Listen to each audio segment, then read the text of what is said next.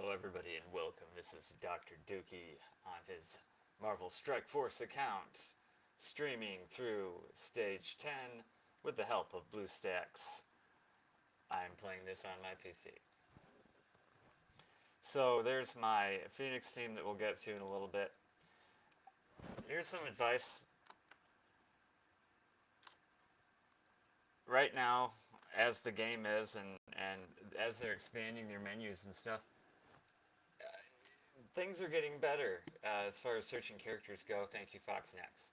Uh, One of the things that they're still poor at, there's no uh, development of a character tease or, hey, consider doing this to this character and whatnot. That's fine because I like doing analysis. So here's how I've been tracking the progress for this Fury event that starts tomorrow. I have my Kree Cyborg, my Kree Royal Guard, and the Oracle are all 6 or 7 star. And I need to get my Kree Noble just 7 more stars, and my Reaper needs just 5 more. And I will be getting the 6 gold star Nick Fury, which I'm looking forward to. Even though I only have 2 red stars on him, how my level 13 gear landed. Nick Fury is my first tier 13 geared character. The next one likely to be a Juggernaut, although Star-Lord might squeak out. All he needs are those superior resistance catalysts, which he's going to need 120 total for me to finish him off. Right now I have about 30. I believe those cost around 90,000, 96,000 for a stack of 3. So, you know, that's not going to be anytime soon. Luckily, I'm done getting Carnage up to Gold Star rank 6. And I'm very happy about that because that is where my war credits have been going, as you see in this diagram, but no longer. So now I get to buy a stack of 10 at a time per war loss, or 2 stacks per war victory of 10 at a time. So I can get either 10 or 20 per war, meaning I can get 30 to 60 per week, potentially.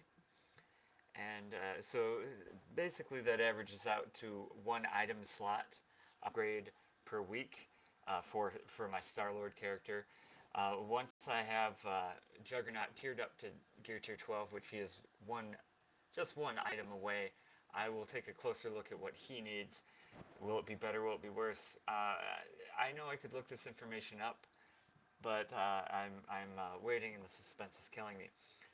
So after this rush here, which I am in top shape for tomorrow, I'm ready for Nick Fury, even though there's this cushion, this 4-day cushion of a window. Not even worried about that. Should be able to get it on the debut. Going on then to my second legendary character we have featured is Shuri. Shuri, Venom just crossed the finish line and I paid the money. He is rank 6. But my Venom, or Carnage rather, my Venom still needs some shards. My Green Goblin still needs some shards. I will start grinding those 2 characters tomorrow until they're finished off.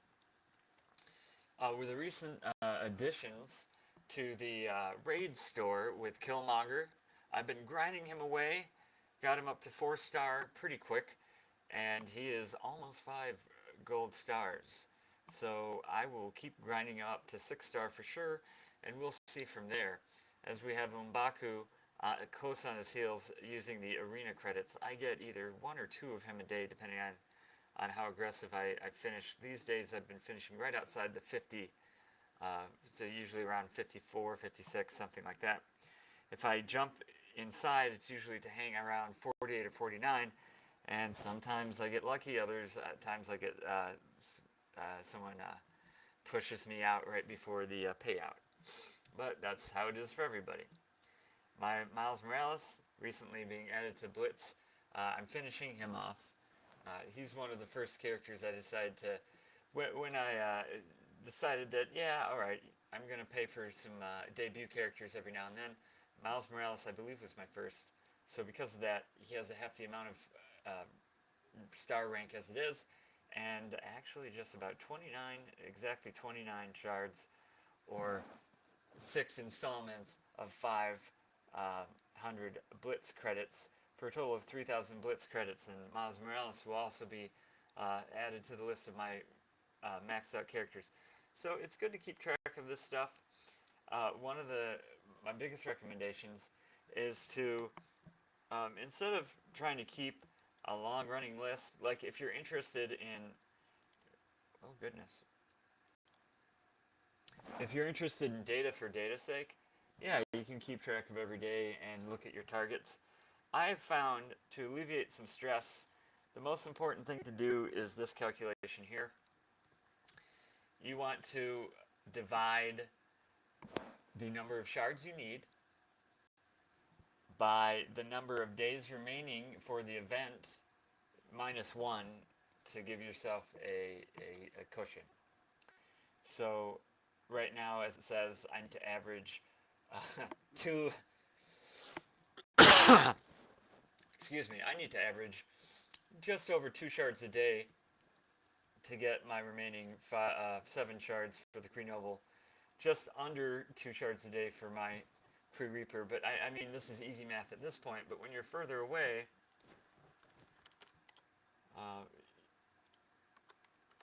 even let's say, 10 away, or maybe 12 away, depending on how far away you are, it does the math for you, and then you go, okay, and the reason why this is more important than following all the information, in my experience, and why it gives you more peace of mind, one, you only care about how many shards you have, which is always going to be information you can grab from the game. Two, you only need to think about how many shards you got in that day. So maybe you're not a good numbers person, you don't want to juggle all these numbers in your head. All I care about is, when I open my Kree Reaper farms, did I get over 2 Kree Reaper shards?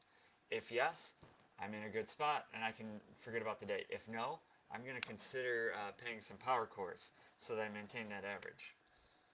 So, moving on. That's where I'm at. I anticipate, Mantis was here. Mantis just graduated thanks to the Blitz store. She's maxed out.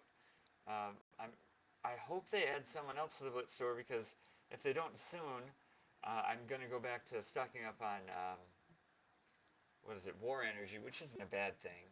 But we have had a couple ties. Uh, in the last 7 wars, I think we've tied twice. Maybe it's 9 wars, but that seems kind of high. So I would like to get out of that. So here we go. So this is the Rouse, oh, my poor Power Armor team. So this is what my roster kind of looks like right now. I have a lot of favorites right now because I'm tracking the Kree team. I'm actively working on my Minerva because I use her in the BKT for raid, because it's a Mr. Popel team. If you know what the 90s is, you'll get that. But well, let's just say I can set it and forget it. Autoplay. It's better even than my buffier Defenders team, and better than my Mantis Guardians team for survivability, because you have all those heals going on when you kill, all that energy from Thanos, to get Rocket back up so he can just spray bullets everywhere. You have Star-Lord giving energy to Minerva if she needs to, resurrect somebody and heal someone a couple times. It's just it's very hard. They have a high survivability. They have a high resilience. So yeah, so I'm just gonna breeze through this. Some folks are interested in, oh, what is this particular character or whatever. Well, you can kind of look at this, and this is also for prosperity's sake. So as we get down to the bottom, we see here, these are really the only characters I'm missing right now. Ultimus, slow and steady. As you max out more characters, the rate in which you get ultimate shards increases. Magneto, the very next time they do an event, I will be a proud owner of a rank 6 Magneto, which is funny. I will have a rank 5 for just a minute, and then I will have the shards to immediately upgrade him to rank 6. So as soon as they announce that event, I don't have to grind or anything. I am ready. For Mysterio, they just announced $49.99 for 55 Mysterio shards, and I think 8 orbs to open that. That's the run of the mill for a new character. For 25 bucks, you get the 8 orbs, and it guarantees the 45 unlock. And so this way, they're guaranteeing the rank 3 unlock at 100 stars. They did something similar to this with Carnage. This is a little bit better because with Carnage, you were not. How they did it is, I fell for this. I ended up paying. I don't remember how much, but I think I got one of the 25 ones for Carnage. Didn't unlock him, and then I was like, well, I'm not paying 50 bucks. So like a sucker, later on, they had a slightly not as good deal, but with more savings, I think, a better percentage of savings, and that was 15 bucks or 20 bucks. And then again, I did not get enough Carnage shards to unlock him. Oh, so this is better as far as you will get a Mysterio for the money you pay. Oh, but I'm gonna have to pass, and the reason is I passed on Shocker 2. I unlocked him in the Blitz. I don't anticipate getting into the top 1500, so he's gonna be where he is. Where is he? I passed him by already. There he is, way down here. Here's Shocker for me. I have 2 red stars on him. That's cool. That helps for survivability. I do not have the abilities. He's not 6665 yet, so he's not really going to synergize that well. He's not leveled up. He's not geared up. I would like to have a Sinister 6 team, but I probably am not going to work on them until I actually have Mysterio because he really makes the team, right? And the reason why I want the team is for war, and maybe, well, yeah, for war, taking out defenders teams. So let's see. All right, everything seems to be going all right. I played 2 Blitz battles last night and then passed out. Starting when they start these events at 8, oh, that's hard. I wish they'd start at 6, but I understand why they want. So Fox Next, they're not going to say this probably, but they want you checking their game as periodically as possible. So one way to do that is to give you free stuff throughout the day, which they do at noon, at 6 and 9 o'clock. But then they want, incongruent to that, they have the store being updated at noon, 8 and 4 in the morning, which I never stay up for that. I swear I never stay up for that. And then, hopefully incongruent to that, you have your basic orbs. You get a basic orb for free every 2 hours for a maximum of 2 at a time to be stored. It's kind of, I wish it was 4. But then you give them out a cookie. If they make it 4, then people are going to want it to be 10 and so on. So I get why it's probably going to forever be 2. So if you, theoretically, if you open those throughout the day, that's 12 free basic orbs. But that's if you play for 24 hours, and most people are not going to, right? But at any rate, those are all reasons to just check in periodically. Okay, so nothing much to say about my power armor team. They don't their synergy isn't perfect yet.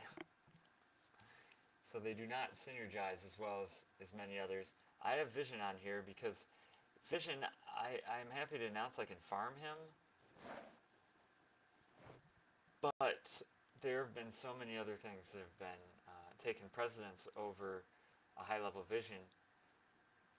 If I had the 12 superior unique materials needed for him to go to rank 13, then I'd probably do what I did for Juggernaut, and it was kind of like stop the presses and reprioritize so that Juggernaut gets to tier 13 as soon as possible because we already have his stuff, and he has 6 red stars on him.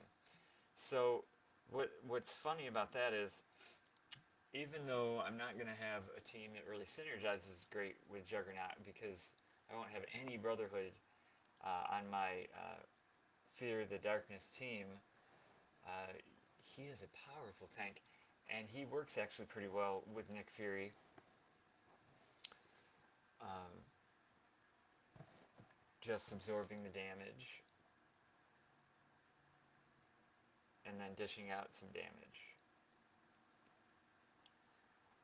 Yeah, it would be better if I could sneak Operator in there so that he could.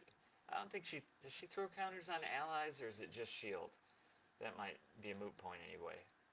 So right now I'm just starting with the lower end so that we can blitz tier up so that we get more points for when we hit with the higher team power teams, the higher TP teams.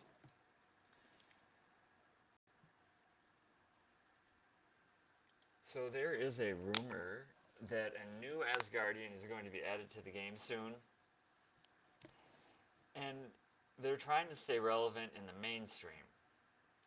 So if you're a comic book fan and you are asked the question, well, what Asgardian would you like to see in the game? It makes a lot of sense that you would go to Odin, the Allfather. You'd have him probably be the legendary. Maybe you'd have Freya or Frigga or Freya or whatever whatever version of the name they're going to use. Have her maybe be the healer, sure. And you'd say, oh, if you're going to go nuts, add the Warriors 3, you're probably not. So maybe, uh, let's add Broomhild, the Valkyrie, to it, right? But they're going to have to go with popular stuff. And we almost got Valkyrie, I'm going to guess. I don't know that for sure. I don't really have any information. It's just kind of like, I'm sure there's a meeting, though, where they discuss what characters from Endgame are we going to do. Well, we're already working on this Power Armor team. Let's go with Rescue. It could have just been easily, well, we're already working on this Asgardian team. Let's go with Valkyrie. That's all I'm trying to say. So, who knows? But when Endgame comes out on Blu-ray release or something like that, maybe we'll see Valkyrie, and then that would be time to buff up Thor. However, uh, as I believe mentioned by the Cerebro guy, but maybe just mentioned by the Casino guy, we're going to be in a movie lull, and they still need to push out characters at a regular interval for us to be happy. And there's quite a long lead time for characters. So maybe it's finally time that we'll see a Coulson and a Cyclops come out, since they already have them in their back pocket. Oh, I need to pay attention to this. We're getting beaten up. Oh, this is not good. Oh, I didn't pay attention to this at all. Okay, even though I didn't pay attention to this at all, I'm just going to say this should not happen in Blitz at this early, at Tier 1. You shouldn't have to pay attention. You just shouldn't. This Blitz is not fun at all, Fox Next, at all. It's it's come to the point where it is the most tedious aspect of the game. Like, at least with Arena, even if you wanted to play Arena all day, they limit you to 5 matches at a time if you don't put in power cores.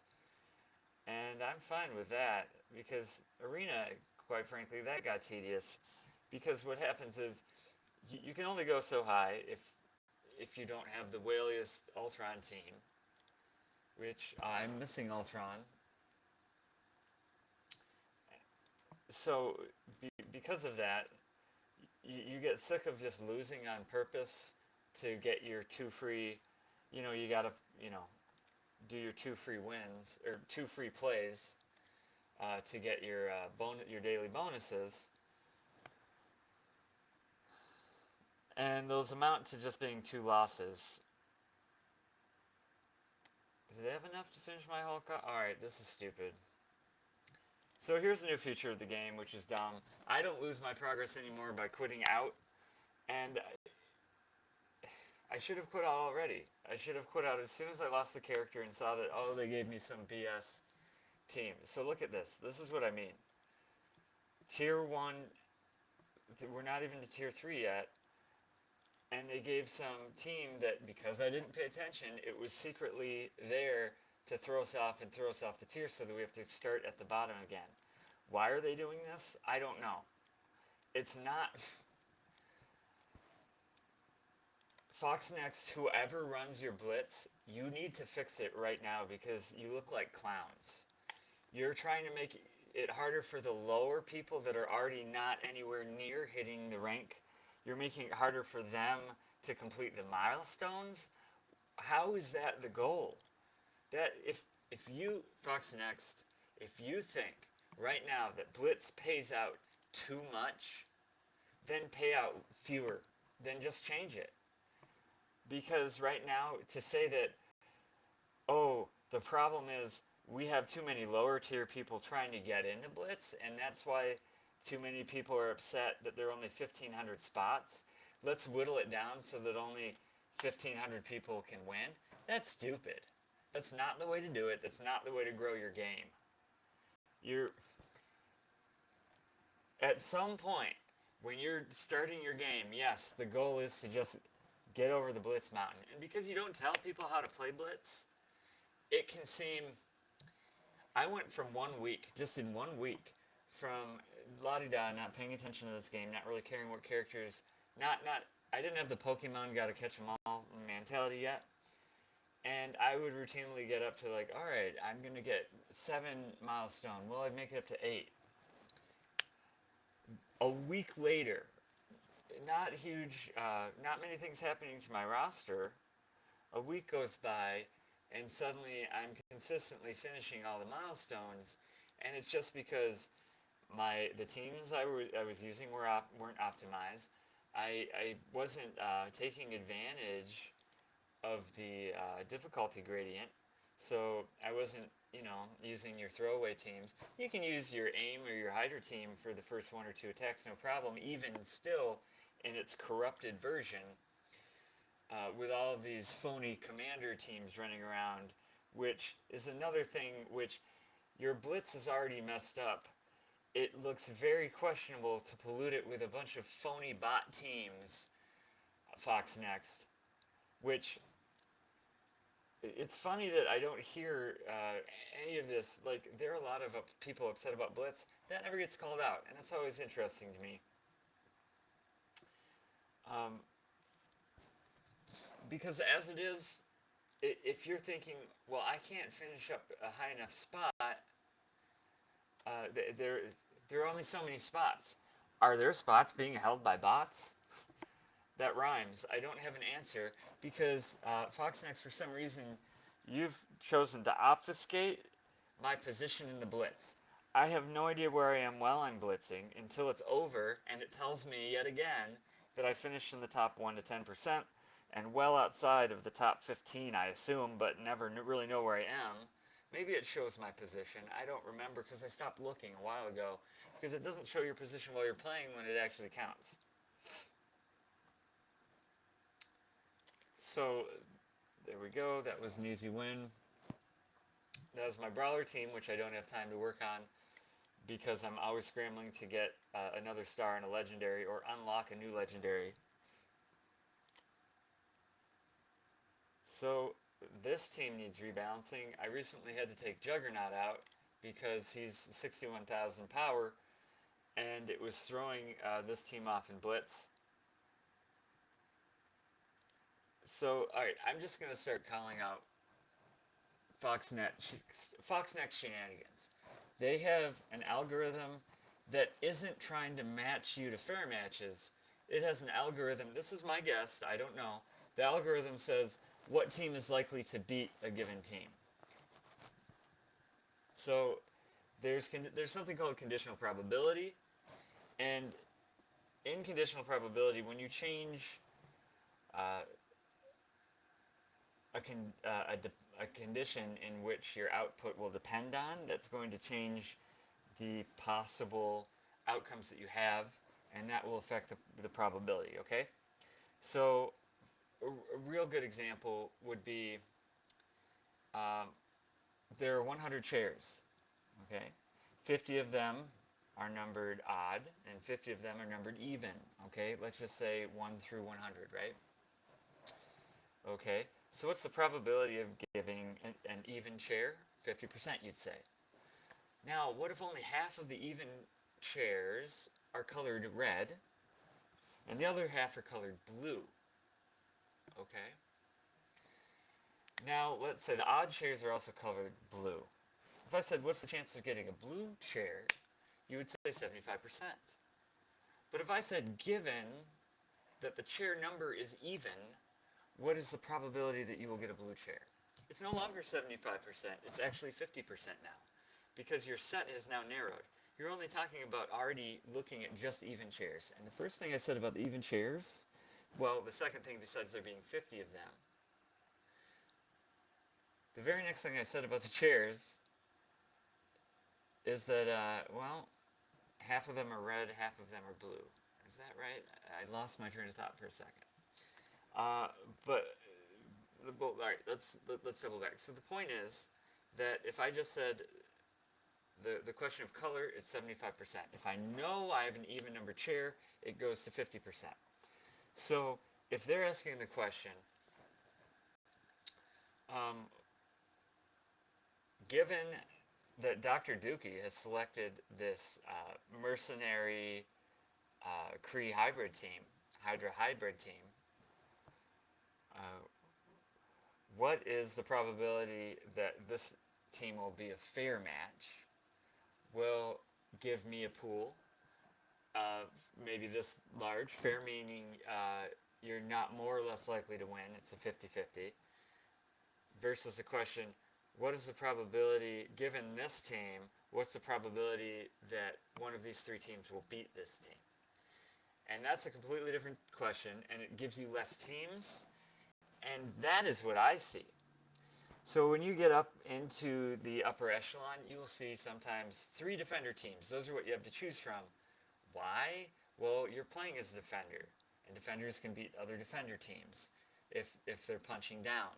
So that's what it looks like. It doesn't look like you're trying to give me a fair fight. I never see shield teams when I have Spider-Verse and Blitz. There might be a reason for that. But why do I see so many defenders teams that have Jessica Jones to cleanse away all the negative effects and the prolongs that those teams use? It's a mystery. So look at this. Two defenders teams with Punishers. So there's only one actual choice I have here, and that's a Daredevil, which also may or may not have bonus. Well, Daredevil always has bonuses in his basic attack against villains. If you have it maxed out, you get a guaranteed double tap against villains, which I have on my Daredevil, and that is the difference between knocking out a Mordo at the beginning of a match during a raid, or a fight in Blitz, versus having him alive long enough to do a heal block.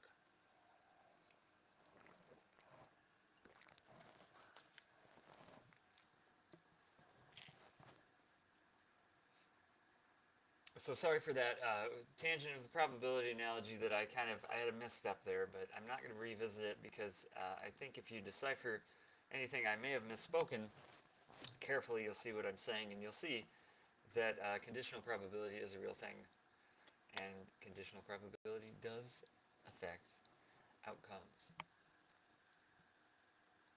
So not to get too existential, but in the topic of quantum mechanics, in the topic of double slit experiment, if you look at this in a probabilistic way,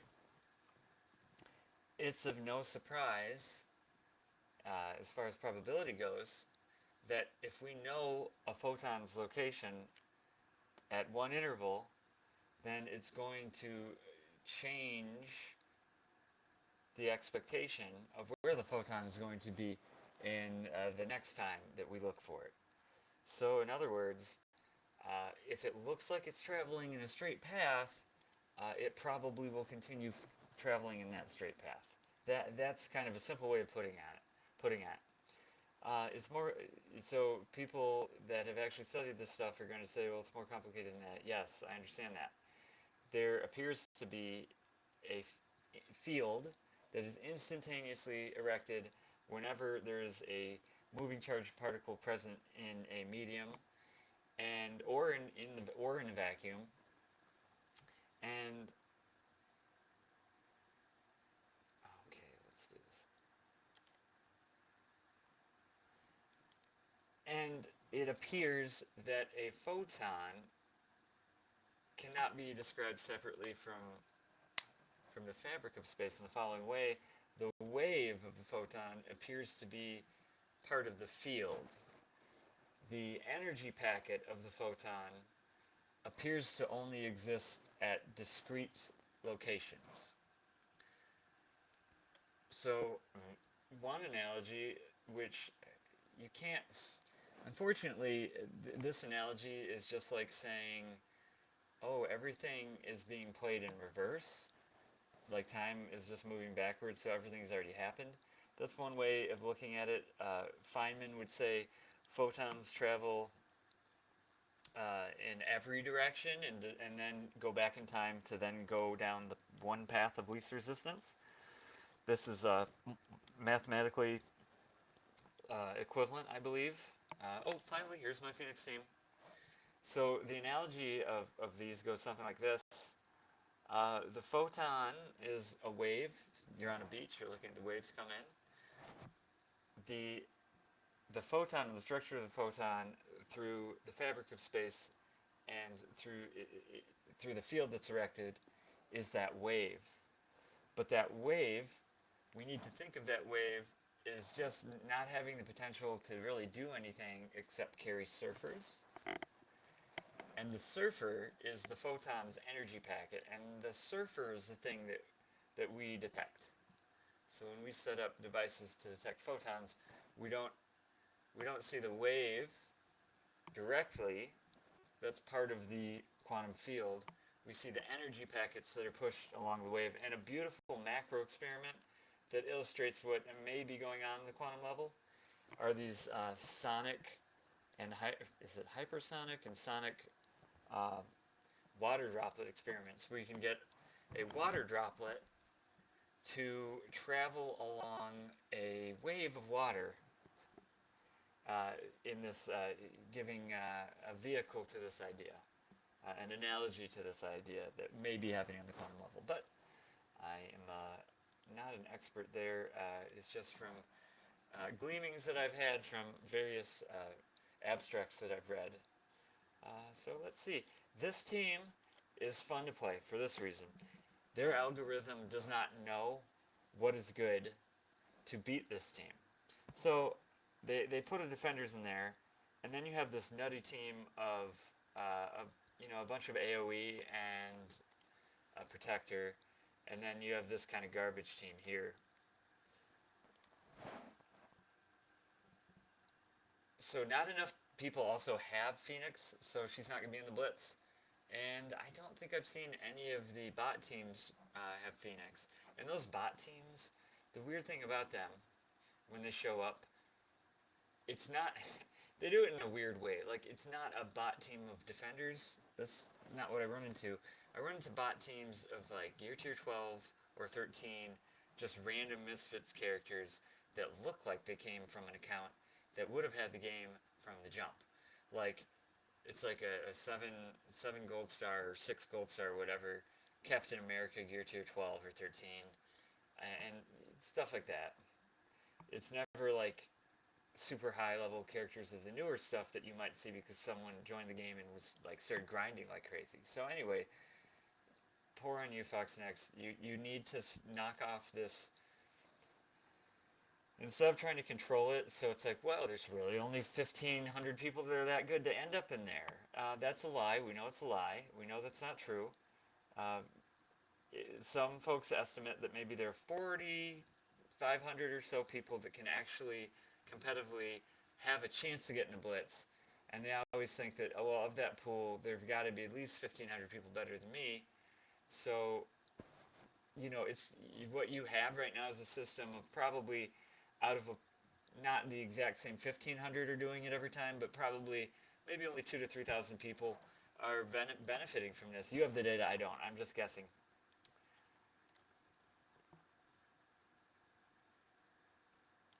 Fix it though. Make it the half percent, make it a percent. But also, I don't. We're at the point where I don't really trust your numbers. I don't. When I see all these bots and stuff running around Fox Next, I don't trust it. So what I need, and because I can't trust you at this point, uh, as far as being honest with your blitz, because I'm very distrustworthy of these bots that you have. That's what's spurring my distrust. Because of that, I want to see my live position. I want to see what my rank is during the blitz. Maybe I'm number 100,000. I want to know. And then maybe you'll be like, "Whoa, oh shoot, there was a mistake, and we're counting bots." It could be an honest mistake, Foxnex. We've been counting bots in this algorithm, and the reason why we didn't catch it is the bots never appear in the top 1,500, but they're in the aggregate, so they're keeping people out of the 1 in 10%. That would be an honest mistake. If you fixed it, that'd be great.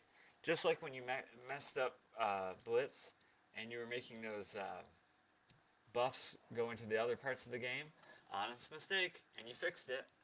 So, you have shown that you have the capacity to fix uh, really, really,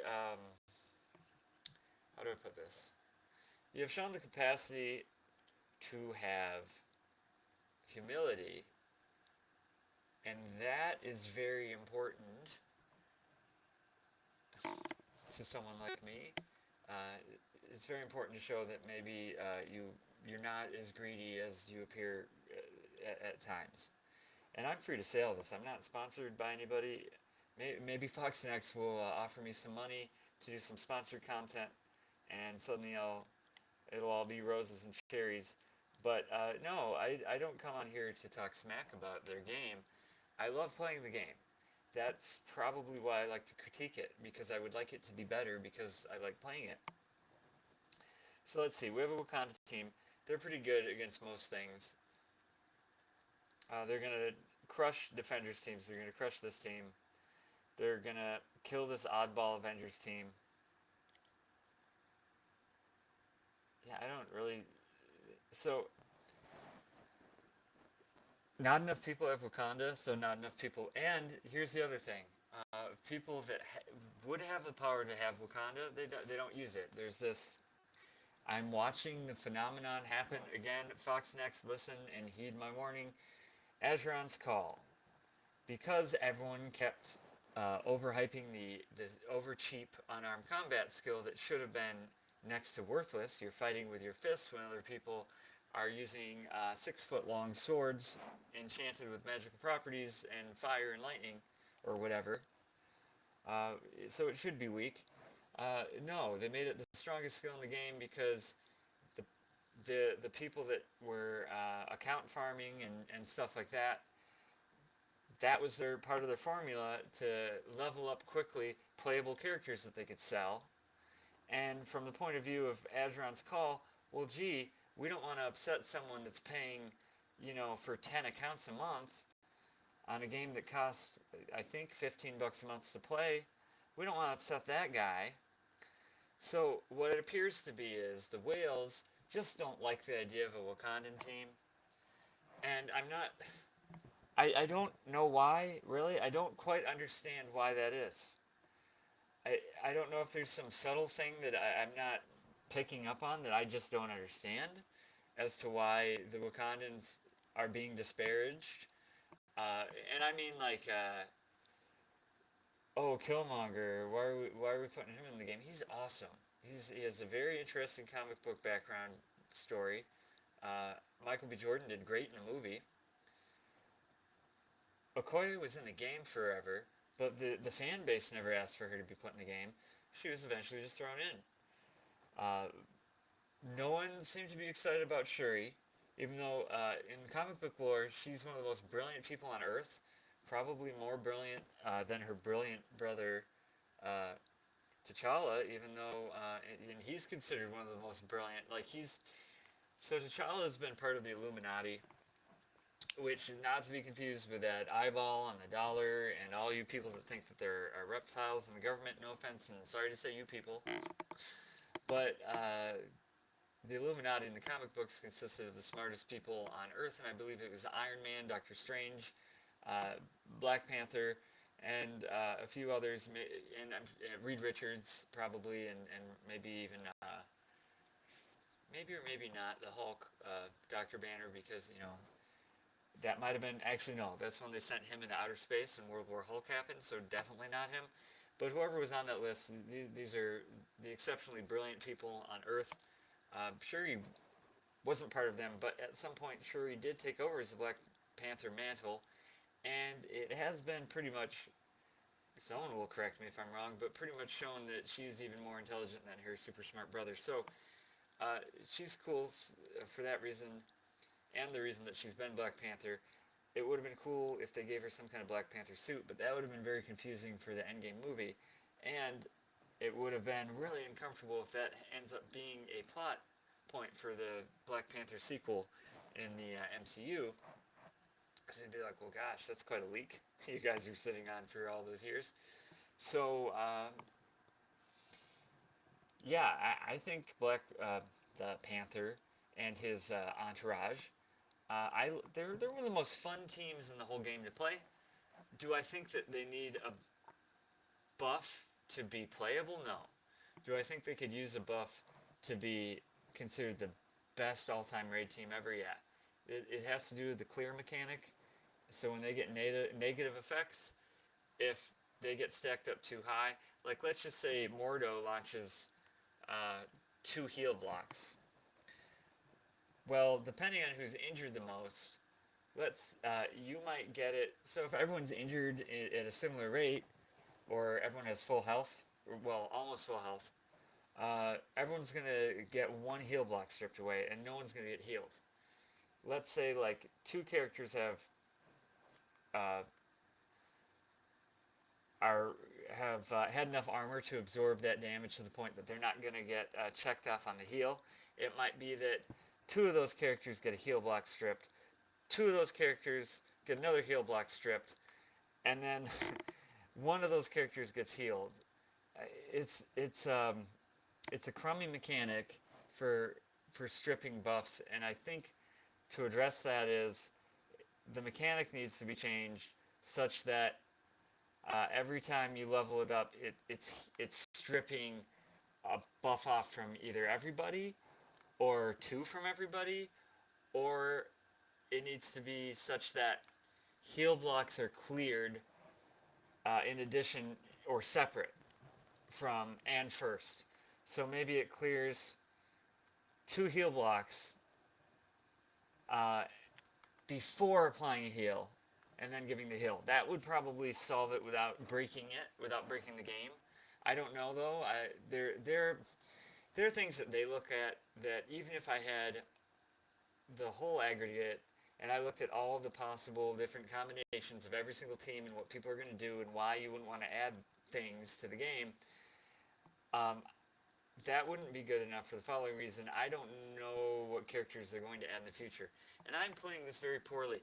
I picked a BS Defenders team, and here's a couple reasons why I shouldn't have picked this team. Uh, Daredevil and Punisher. And I'm a villains team. So those are the 2 reasons. Here's another one, though. They synergize. I synergize, so that's kind of canceling out. I'm punching down, so it's fine. If I was punching up, this would have been a big mistake, I think. Although I know sometimes similarly powered defenders teams and Kree teams can battle it out. Whoops, made a mistake there. Depending on what you have. But I'm sufficiently high powered, and my Kree team, they're finished in terms of ability materials for T3 abilities. So they're all 663, and Ronan is 6'6", or rather, they're all 664, and Ronan is 6664. And he was just polished off for uh, the Phoenix event so that I could make sure to get her. Turns out my Phoenix unlocking team was quite a bit overpowered, and it was pretty much a cakewalk. Even that final, I'm pretty sure even that final fight, I just walked through it. Okay.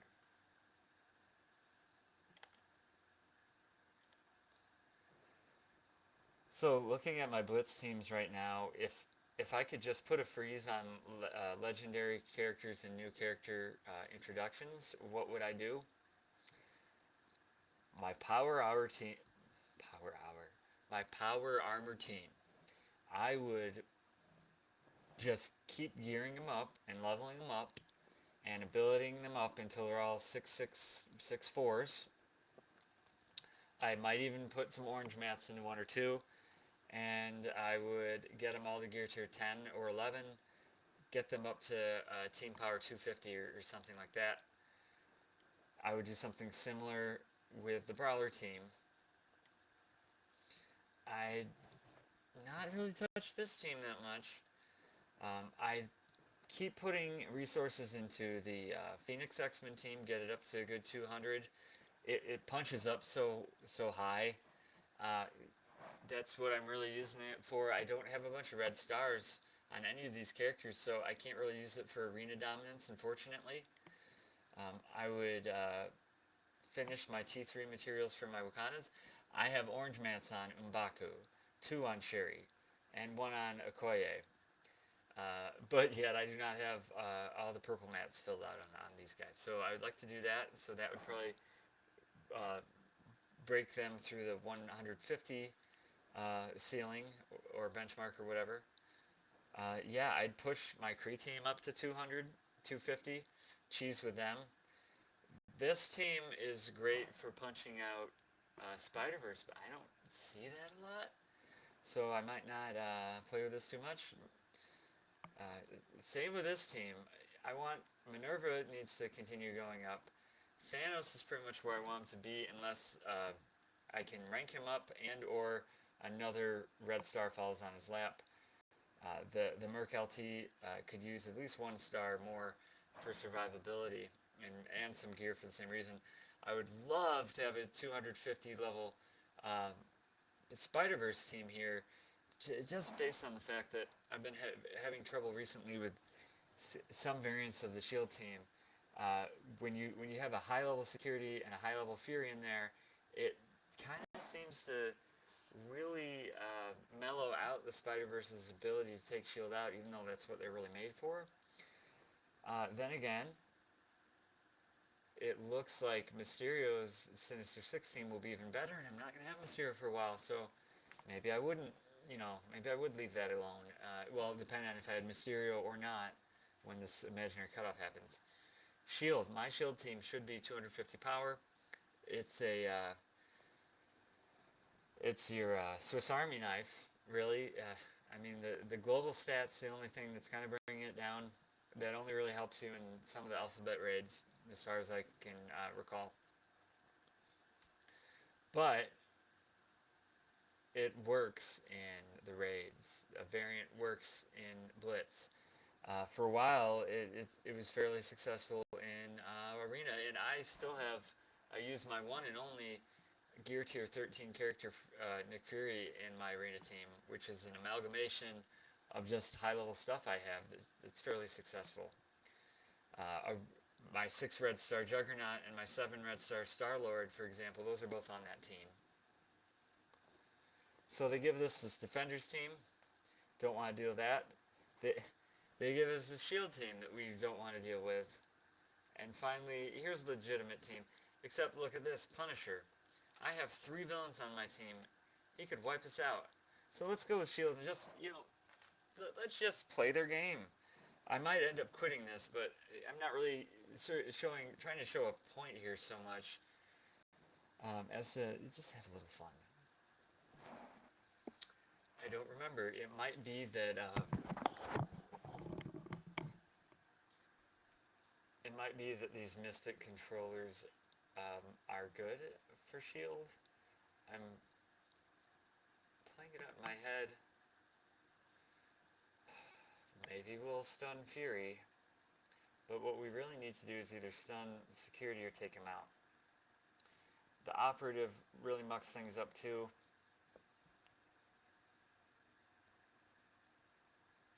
Yeah, this is ridiculous. What was I even thinking? It's a Fury team. So I lost big damage before it even started. And look at this. The security is 7-star, 26,000 power. We're going to have to do this to kill their extra guys. We're going to get the taunt that we did not want.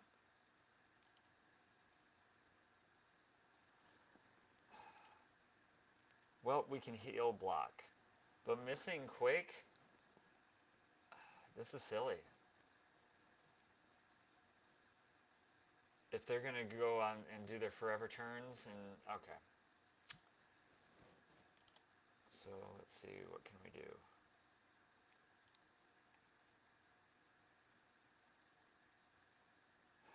Nothing really. Alright, let's just see what happens.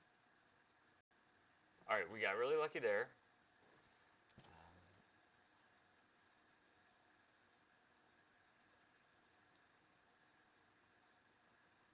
I mean, she's getting ready to make this very frustrating. No, wait, she just popped on him. Oh, good, that blind is great. Alright, we can actually kill someone here at no risk to that security going off because the assault was under 50% health already. But geez, we're just getting into our second turn right now.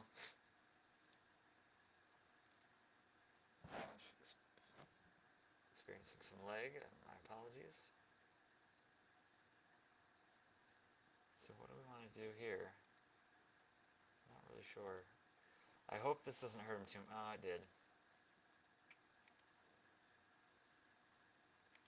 Should have known better. Scarlet Witch has one of the hardest hitting basic attacks, I guess, or at least is some of the highest base damage for a basic attack. 16,000, I think, when she's maxed, something like that.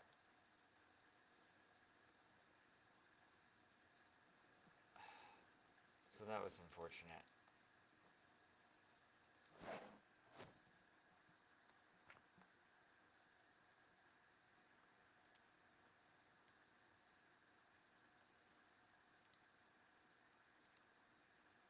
So if we can offense down Fury, that's good.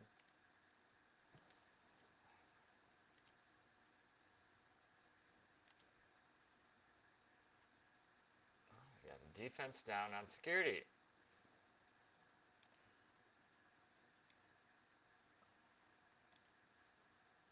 Okay.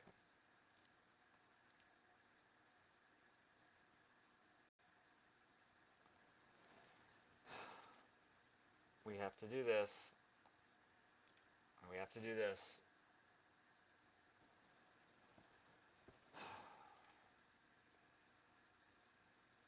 Ah, oh, didn't exactly work out great. Come on.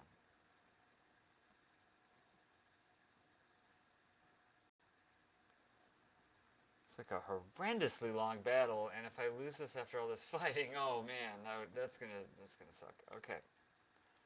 Who can we take out now?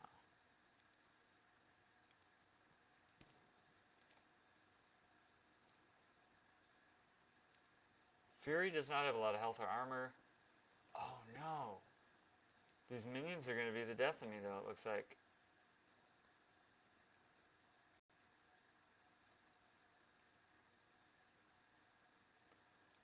Yeah, I said I wanted to do this for fun, but that really wasn't fun. That was stupid.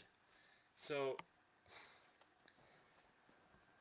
I shouldn't let myself get frustrated as I'm trying to present like what not to do here. But at the same time, I'm trying to get to the end of the Blitz. So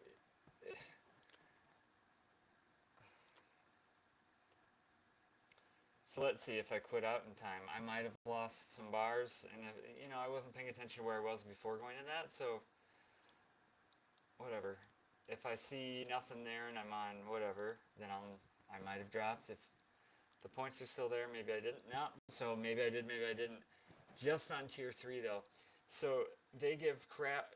Foxnex is giving on purpose teams to trip you up in Blitz. Um, that shield team with Nick Fury should not have been there. Here's the Defenders team. Let's see, with Punisher, I have an all-villains team. That's complete. There's no way to win there. This team, I don't know.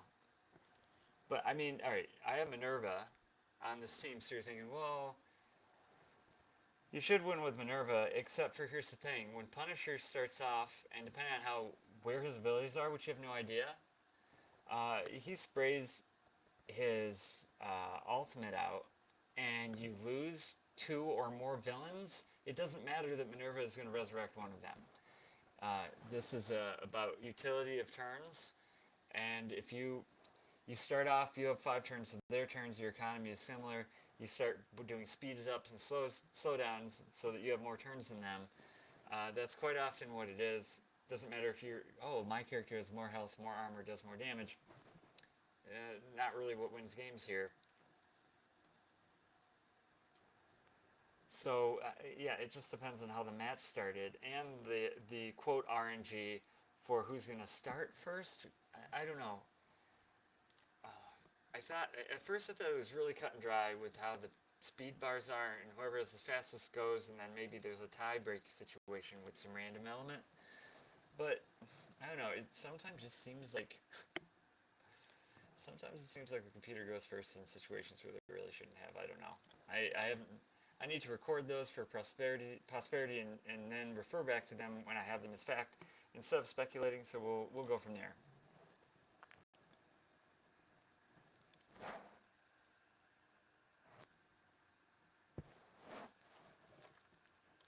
Let's see. Okay.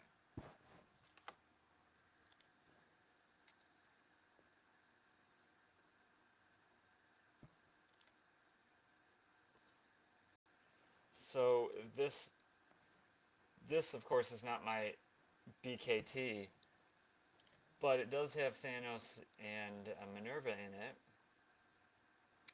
They work pretty well together.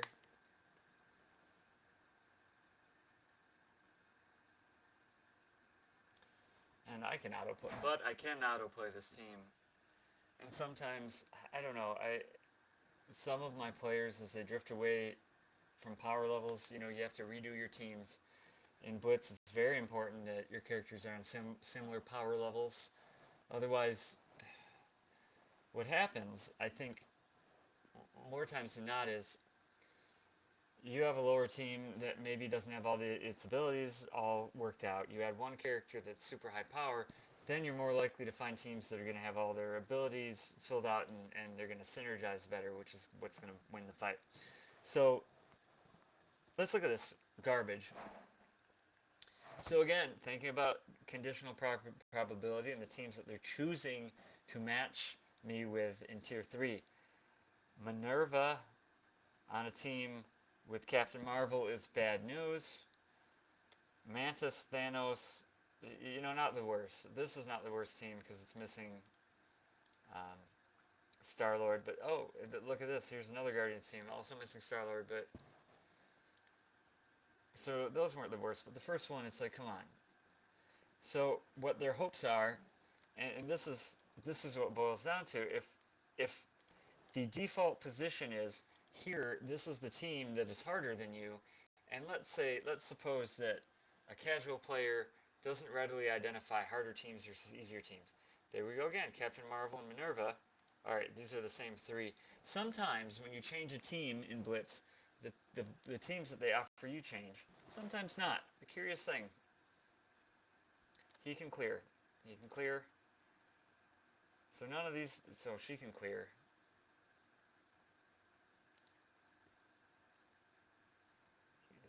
He only has 1 clear though. What do we want? Let's just go for this. So sometimes the teams change. Like, it's not, so this would be nice. If they just give you 3 teams, that would also make Blitz be more honest. That changes your, so if the question is you're in you're in tier 1 or you're in tier 2 or tier 3, these are tier 1, tier 2 and tier 3 teams. We're going to give you 3 to choose from. But we're not going to use conditional probability. We're not going to sniff out your team using which they have the information. We're not going to use that information. We're just going to let you find a team that can overcome any of these 3 teams. That would be so much better. But then that is closer to arena, I guess. So they want to make it, they want to distinguish it from arena, but don't make the only distinction, oh, well, it's a worse version of arena. That's stupid. Alright, so we can get Disrupt on Groot and everything. My concern, though, or Disrupt on Drax, my concern is that Groot is going to use his heal and clear stuff.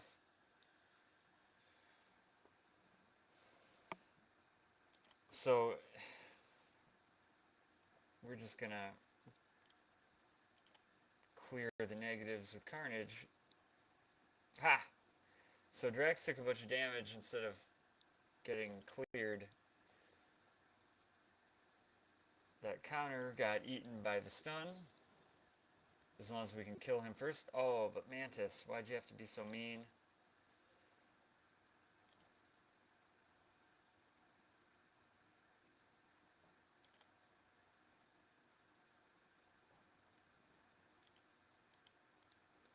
Groot likes to put on a death proof and a defense up next. So we're going to slow him down.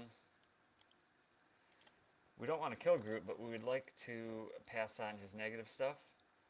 That worked.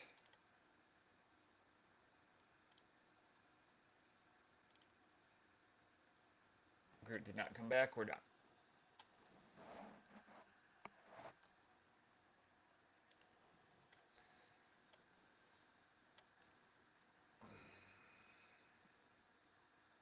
So I wonder if that is a strategy that some people impose. Picking out a team, letting it populate someone to fight, and then switching out someone that can more readily take that team out, maybe? And we just want to show stats here. That's another thing. Before you could see the stats, it was even worse. And I had that just to show the graphics. It's probably kind of a waste, but let's see. So we have Shield Maiden, Commander X, and Soliste. And we're going to switch out.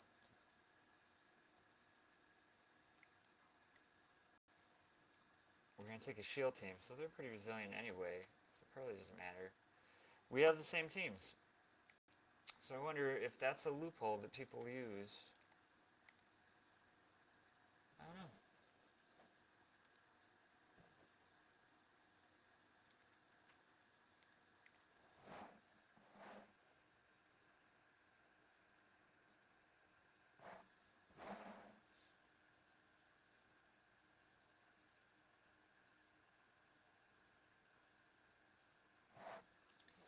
Mysterio is really cool. I'd love to have him. I'd love to have. I have Green Goblin. I have Rhino. Still in the blue gear tiers. Shocker is really low, like gear tier 5 or 6 or something. Rhino, I think, is gear tier 6 or 7, just one above. What would it need? Also a Vulture? That's a lot of work. That's 4 characters to put gear in. I'm not having it. If I have to pay 50 bucks just to get Mysterio, no. That's really too bad because I really want that team. Not going to happen for a very long time, though. I mean, I already have teams to take out defenders, though, so...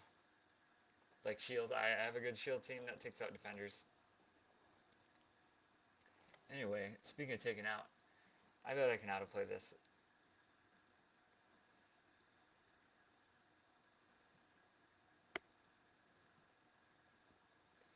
That's maybe a problem. So, I don't have... So, here's my new theory. I need 5 teams to be not just the players all similar level, but now there's another meta that I'm considering. I want my top 8.3 teams to be similar level, so that if I can somehow take advantage of the fact that it's setting me up to fail with teams made to take out my teams. But if I can switch to a team that I know will be able to take out that team, like for example, they give me some, I don't know, a defender's team, and that's way higher level than my defender's team, and there are just three of them to pick from, well, I could then switch to my shield team. It's all defender's team, and that's a guaranteed win. Maybe folks are doing that. I don't know. If that's what's going on, I'd like that to be stopped.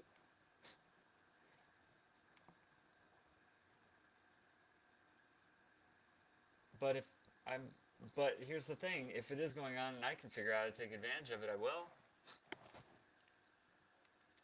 Absurd. I remember not too long ago, and I could be wrong, but you could autoplay pretty terrible teams in Blizzard, in Blitz, not too long ago, all the way up to tier 5, maybe 6. Now, you got to double check the garbage that they're giving you, the absolute garbage that they're giving you in tier 3.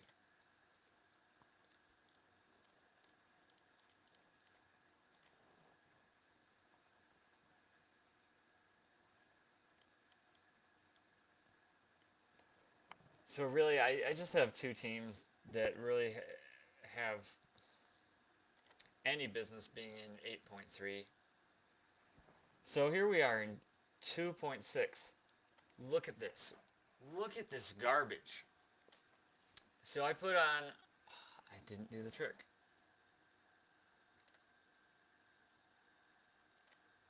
Maybe I can't do it.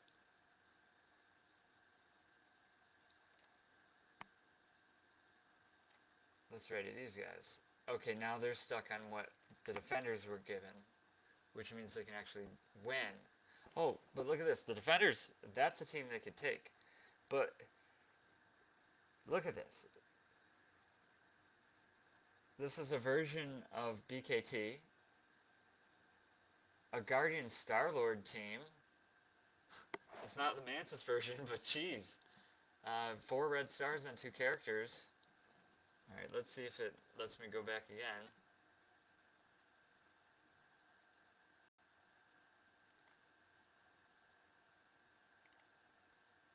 And it let me keep the Varietas Ferrum. So look at this.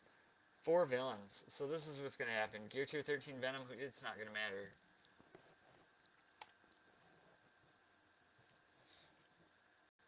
So maybe I'm still learning about Blitz. Maybe there are tricks that people use to get around the shenanigans of Fox Next, and maybe that's how it's really supposed to go. Because it's unspoken. So here's the thing. They don't explain how...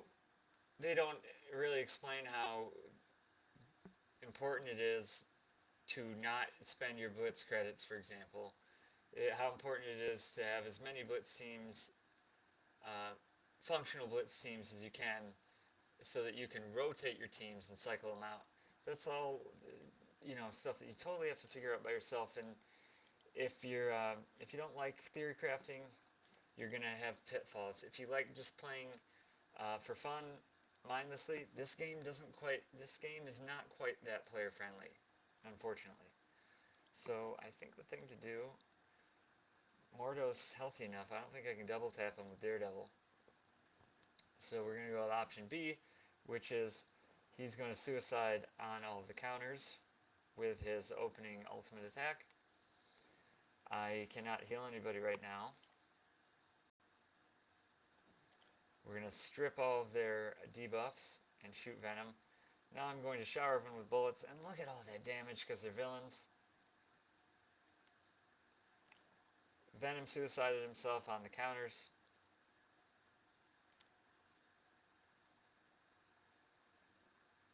This guy blocks all the time.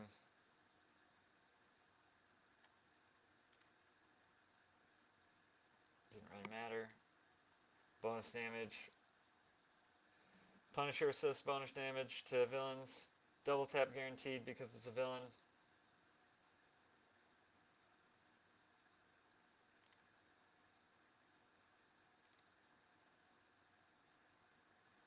Spider-Man. He didn't even want to dodge. He just gave up.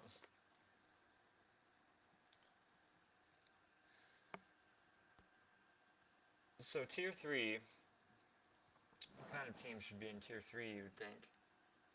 If if the end game is potentially a 400,000 power character, you'd expect to see maybe some 300 and so characters in 8.3. So maybe you'd expect to see some like 280s or 270s in 8 while you're just getting to that, and maybe some 250s and 240s in 7, right?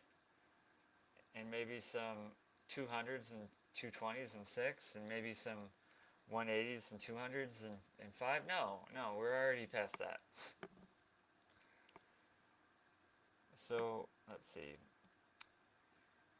Don't want to do the BKT.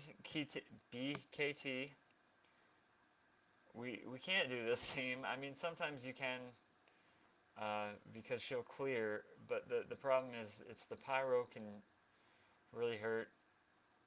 That's actually not so bad. So we want to avoid that though. So I'm near the top. I'm at the end of like all my playable teams that are actually going to win and get me points. So I'm going to spend some Blitz credits to keep this going for a little bit.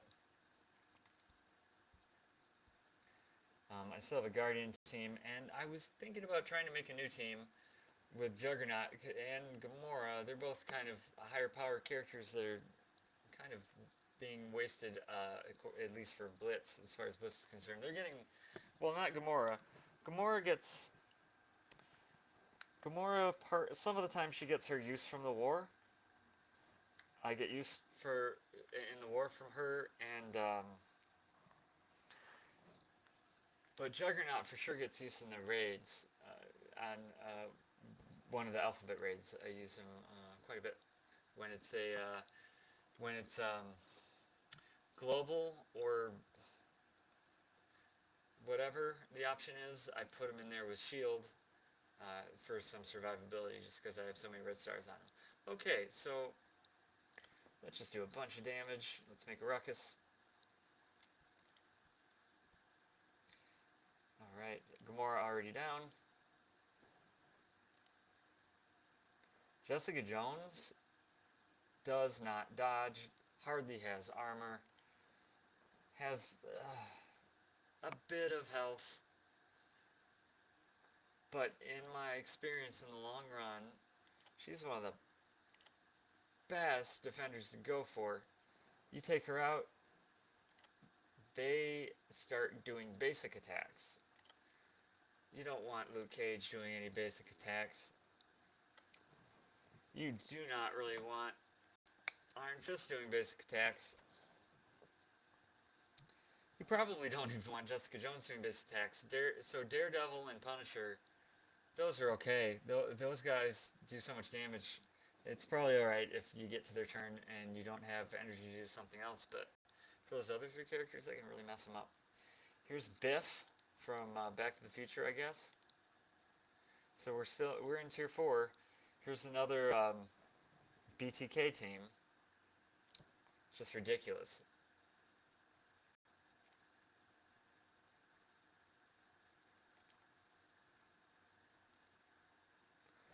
But we're punching down, so I'm sure we can take any of these teams at the moment.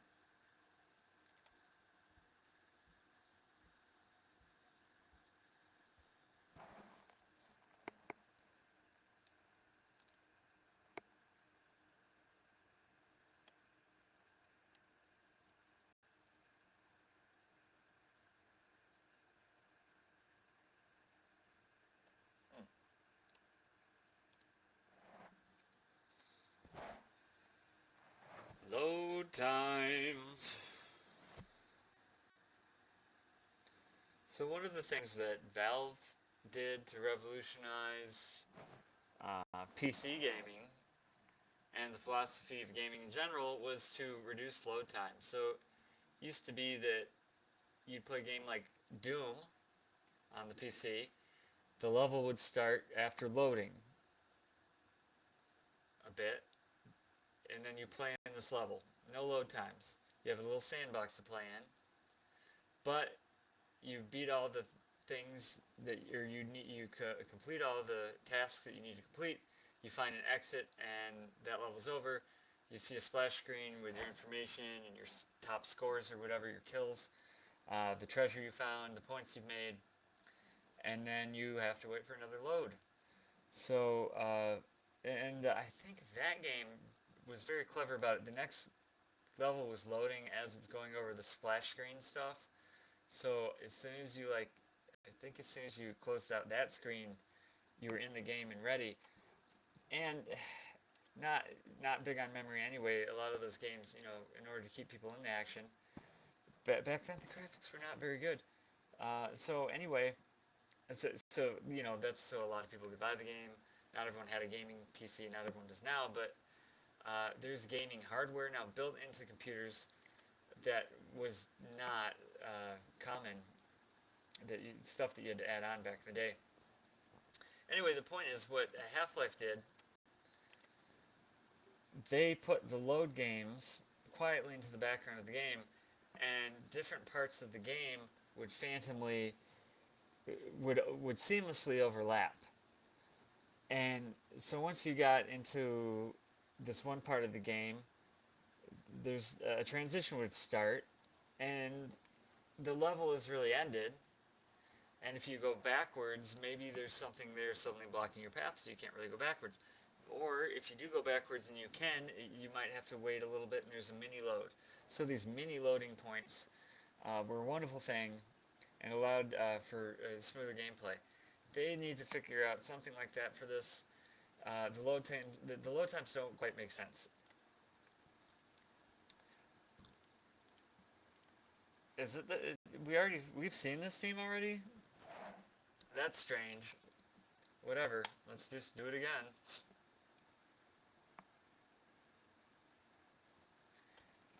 I'm looking for the fake commanders. I haven't really found any yet. That's funny, also. But we have seen the teams that are made to take out my teams.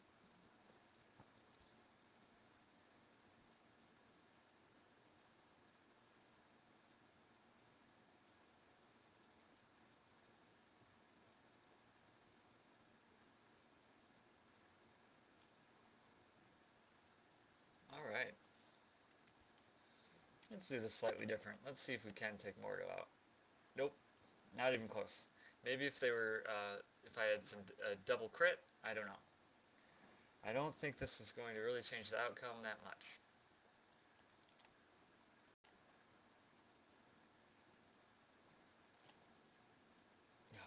Spider-Man dodges all the time.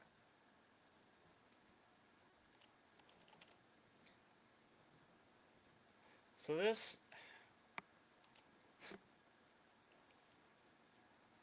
Riot Guard, he's not lasting long. I guess he's gear tier 11. Maybe that's why.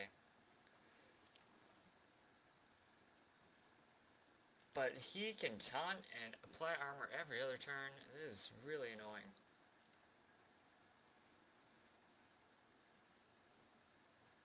Alright, let's just auto it. Let's just see. Let's keep the focus on Kingpin and see what Venom is able to accomplish. Alright, so he took out Iron Fist. They're being stupid with the guards. Oh, targeting went on to Venom. Let's fix that. Kingpin's gone. It didn't matter.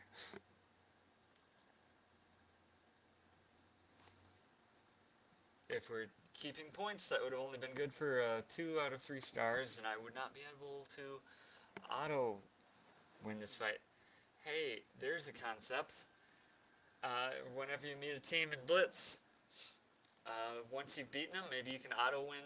If you beat them with a quote-unquote 3-star, you can auto win the next time you see them, or for a X amount of period. Look at this. Blitz tier 4. We're just halfway climbing through the tiers, and they have a 240,000 power Brotherhood team for me, with 3 characters having 4 red stars. Ridiculous. Ridiculous. We see you. We see what you're doing, Fox Next. And now you're gonna give me this kind of. So this is kind of a lame team. Yeah, I'd beat it, but our we're starting to have to pay real money for a Blitz currency. Starting to, I said, the real one is when it's 100 per. You never pay that, or at least that's seems to be my bad motto. But I've never broken through the 1500 before, so maybe I'm not the person to be talking to. So yeah, we can take out that defender's team. This team looks a little bit more interesting, so we might as well go for variety.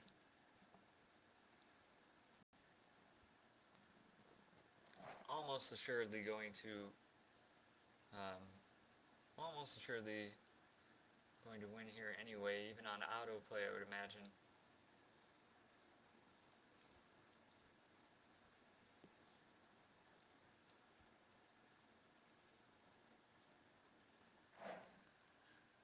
Goodness, these load times.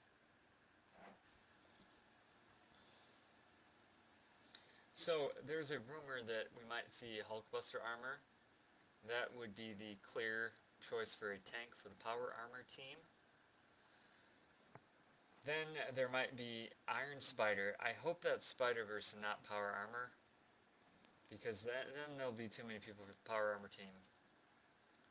And what does that usually mean? That means they're in the process of slowly but surely splitting a team into two teams. And that takes like them a year to do in this development cycle that they have on this game.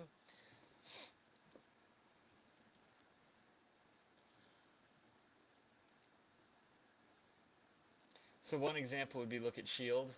They're viable in every gameplay, but you could argue that you can tweak them so that they're specialized for the three, well, at least really 2 out of 3 different gameplays. You have a arena version and a raid version of them, and then probably the arena version would be the one that you'd use in Blitz.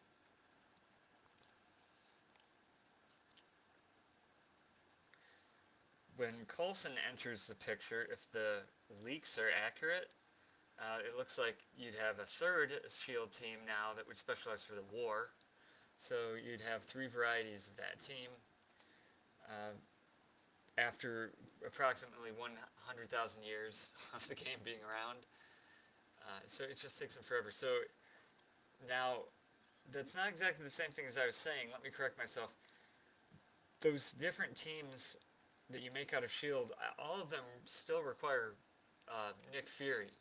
So you're not really getting for them to be complete. But it looks like a similar thing is happening in the Kree. Maybe you'll end up with an all minions Kree team and an all marquee Kree team. That would be cool if they did that for Shield also and made it work. But does Iron Man have the Shield tag? Maybe not. No, he doesn't.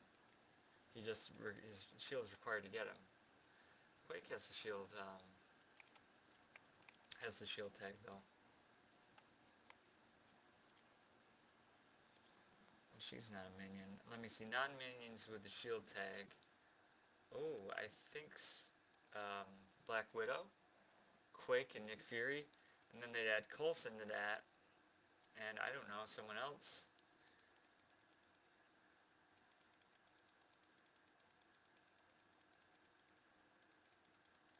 Maria Hill or something.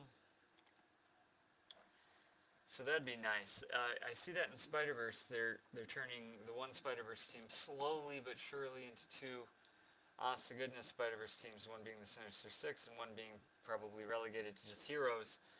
So if Iron Spider's in the mix, I could see something like, alright, well, now we have Sinister Six being composed of Green Goblin, Rhino, Shocker, Mysterio, and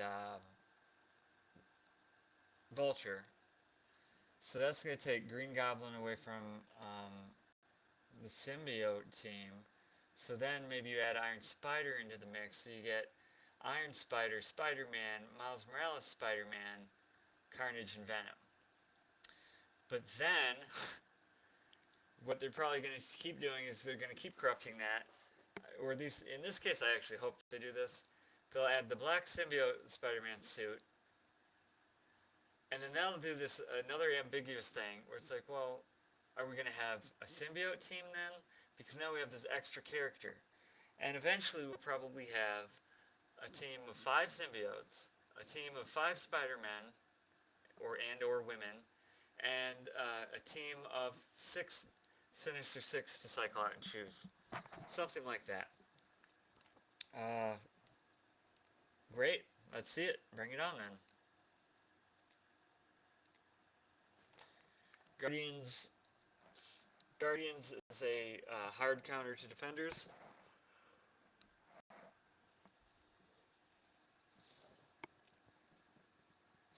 If you know what you're doing, if you go for the wrong character, you can consistently lose to Guardians even when you're attacking with defenders, even when you're punching down.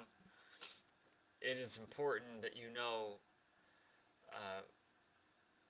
that the path to victory goes through Iron Fist. Sure, there's some ways around that. But I can tell you right now, you do never, ever want to go through Daredevil, because Punisher is going to shoot you and take down your health. And he's going to dodge. There are 2 reasons not to go after him.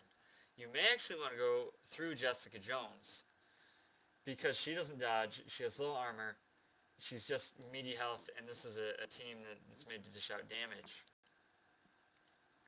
We're going to go through the Iron Fist route. You knock out the heals on this team, and that's it. I like to stun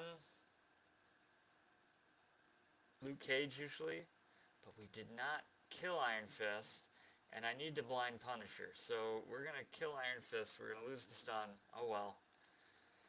We're going to blind Punisher. This means that Luke Cage is going to be able to defense up, which means we're not even going to consider trying to take him out. Who do I want to take out now? It depends.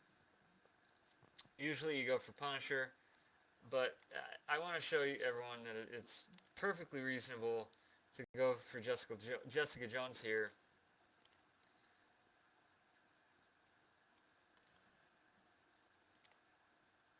Let's give Drax his health back. Let's do some big damage.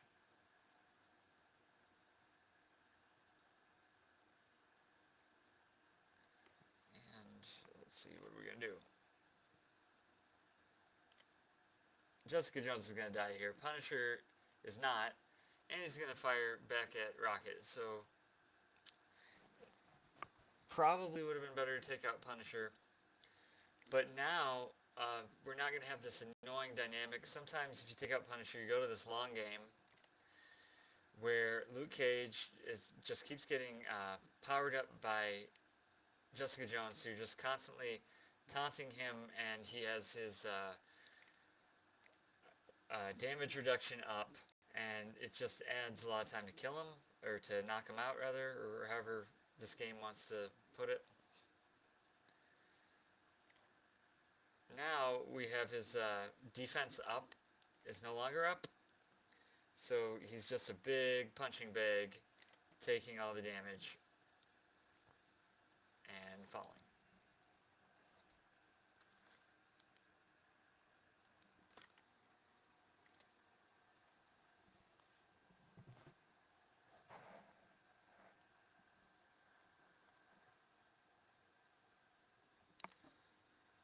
Alright, so we're still in that 25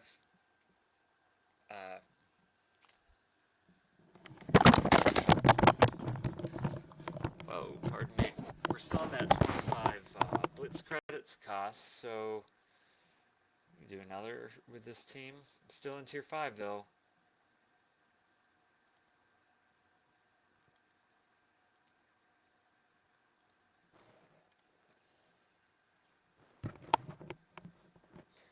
So if you did it perfectly, what would it do?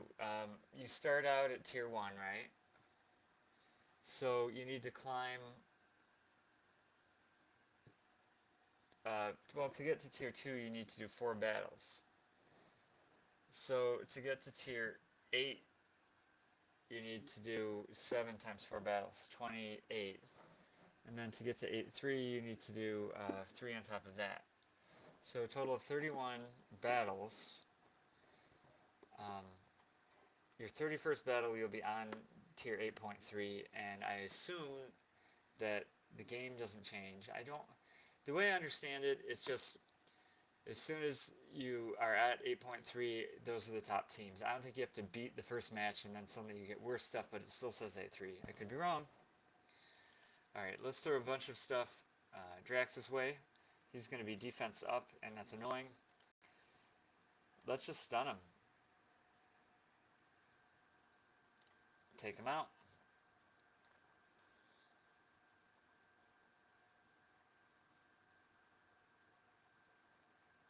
Okay, so defense up here.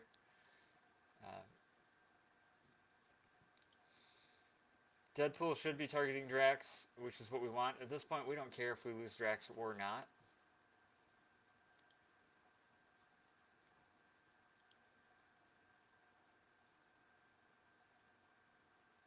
Starting to get more and more leg as we go on for whatever reason. That's not due to FoxNext though, that's just due to the system that I'm using to broadcast here. It's being stressed. It's not the newest machine out there.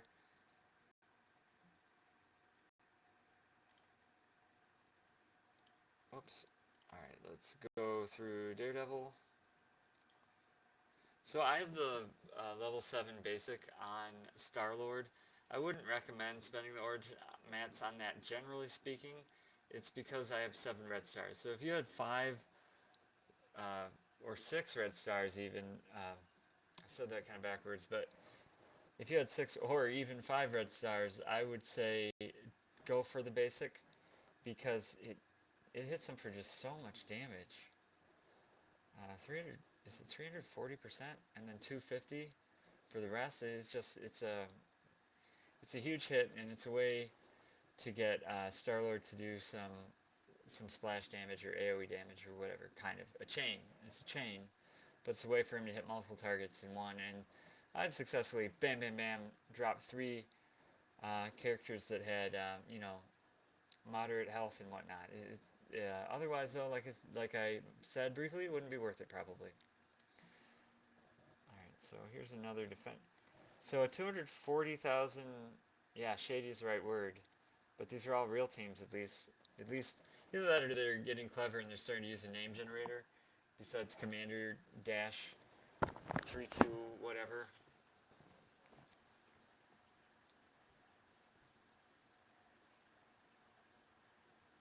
Very discouraging. The idea of fake players. It not the same, but if you were a World of Warcraft fan, I never had an account myself. Played a trial once.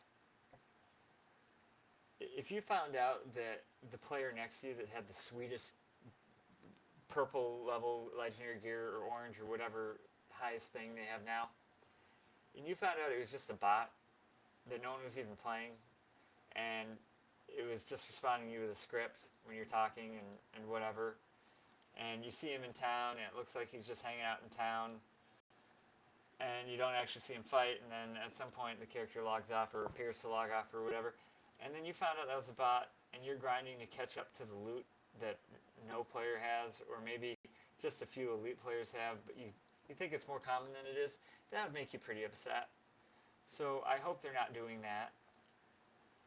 As I said, when I see these commando teams, usually they're just random crap teams that are made to look like someone's been playing the game for a very long time and just never figured out how to put their resources and characters and how to make teams. Like rank 6 Thanos will be right next to a rank 6 Daredevil, will be right next to a rank 6 Captain America, Gear Tier 12 and stuff like that. It just doesn't quite make sense. And then there'll be like a Gear 13 tiered Mystique in there too. And that'll be the newest character that they have in these weird mixes. So we took out Punisher first this time. And that was probably a mistake. Watch what Iron Fist is about to heal. And then heal.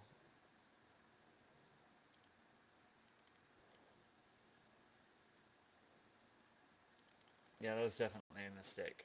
So this is how it goes downhill. If you do not take out Iron Fist first as Guardians, so what could have happened, what would have been the very next uh-oh moment would have been Iron Fist not getting killed to that splash, to the ultimate splash damage from Rocket Raccoon, and he could have been killed in a counter, or his death proof would have been removed in the counter, and then Daredevil's very next turn probably would have been to take him out. He had defense up, so that didn't do much.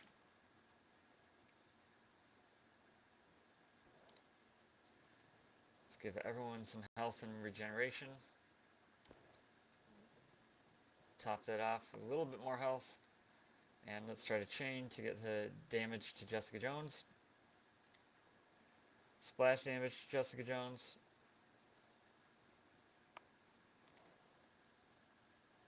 Probably should have let Groot continue to die there, but oh well. The counter stopped the chain.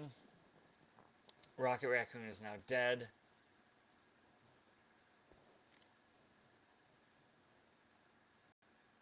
And we can do the ultimate, and the assist will take care of the death proof problem. Jessica Jones finally out. Are you going to dodge? Nope.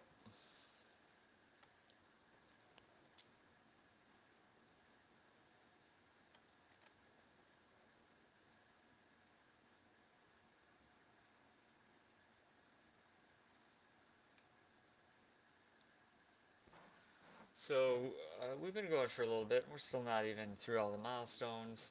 We're not even at the end of the multiplayer. It's just kind of frustrating. In this amount of time, it feels like we should have been able to do more battles, especially at 3x speed, but the problem seems to really be the loading is just a killer. So let's see, what kind of crazy Juggernaut team can we make? Are the power levels going to be too spread out? I'm just going down the list, throwing stuff on here. There's a medic, hand assassin, Doctor Strange.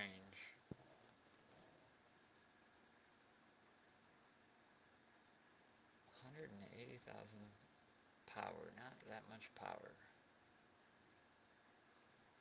I'll probably get messed up by that team. Let's see, 2 villains. Let's take the lowest level Punisher they have.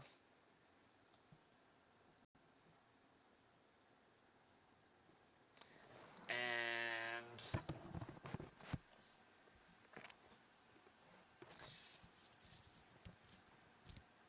couple that with the fact that we only have 2 villains. One of which is the Juggernaut, which no one's going to hurt the Juggernaut. The Juggernaut will ultimately lose when the turn economy goes in their favor. He's just simply too slow. So I want to try to take out the Punisher, I think. Well,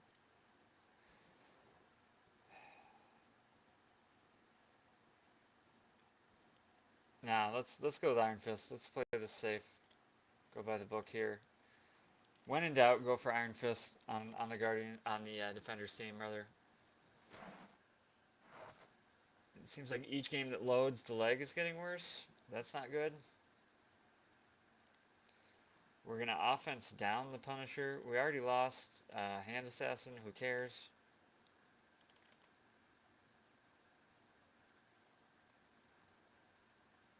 Who else can we offense down?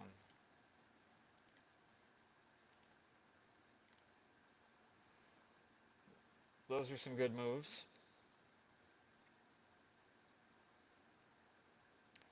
So Jessica Jones is going to do the cleanse in the next,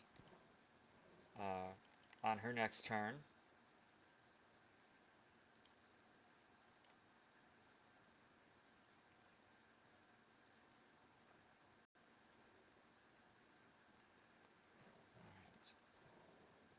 That was a chance to resurrect Hand Assassin, no good. We're going to see if we can flip some stuff and put a negative effect on Punisher for lucky. Oh, bad timing there. Jessica Jones going right after. Oh, we had an unlucky chain there that almost killed her. He's not charged up. So, okay, this is going to be our demise, pretty much.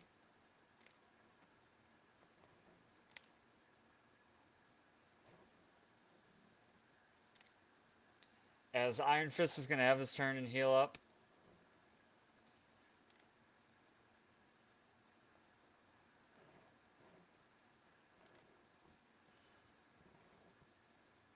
As we resurrect the wrong character completely. As Juggernaut's attack barely did anything and we have no one to chain.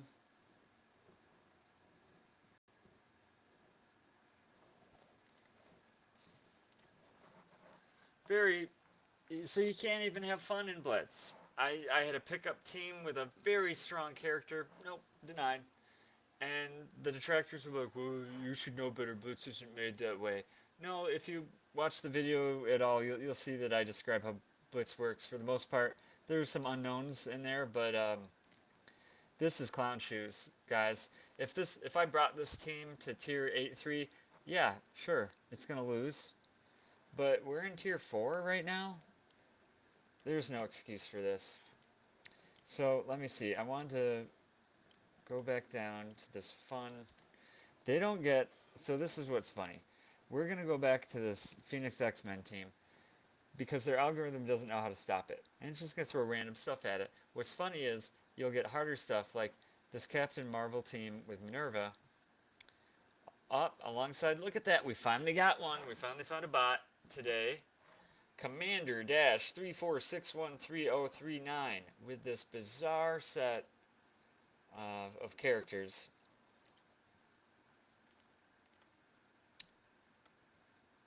Yeah, let's battle them.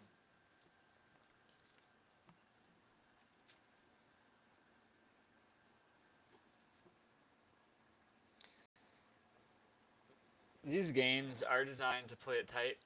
So I used to play Clash of Clans, and how that game is made, they try to match you up with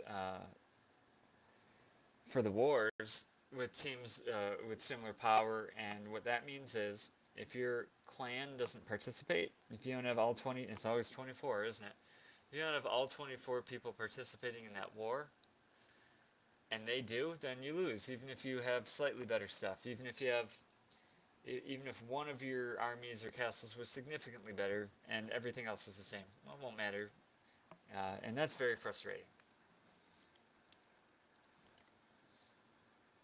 All right, I'm just gonna auto this because we need to get through this. And the only one that I'm concerned about doing something stupid is Storm. I don't remember what she does with her charges on the auto. What's important here is getting rid of Cap, is getting rid of Ms. Marvel, and it's not because we have any brawlers that are synergizing with her. It's all because she does this crazy, terrible heal thing, uh, and and she gives ability energy out when she does that stupid slap. So that's been dealt with. Looks like they're not even going to kill Phoenix. Hulk might. Nope.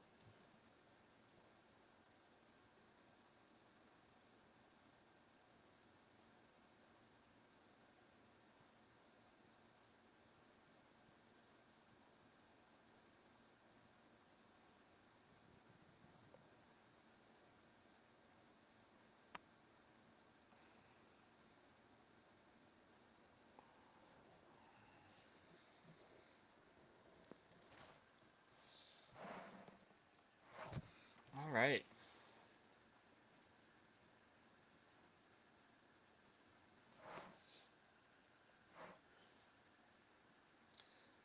Tier 6. Still not worth the points really until you get all the way up there, but let's see. Any crazy teams?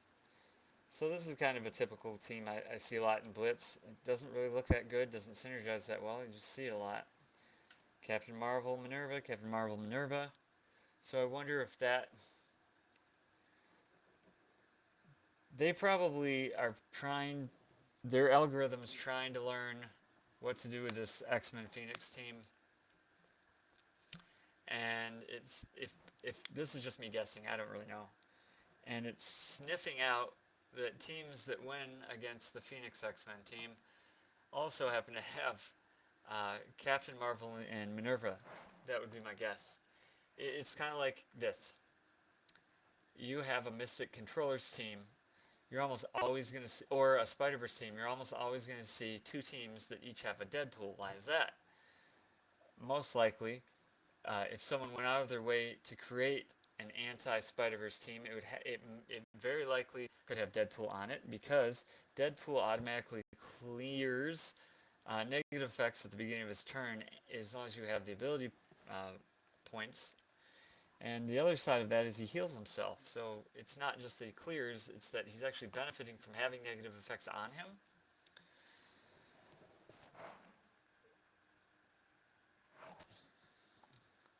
So it doesn't really seem like they're pairing stuff.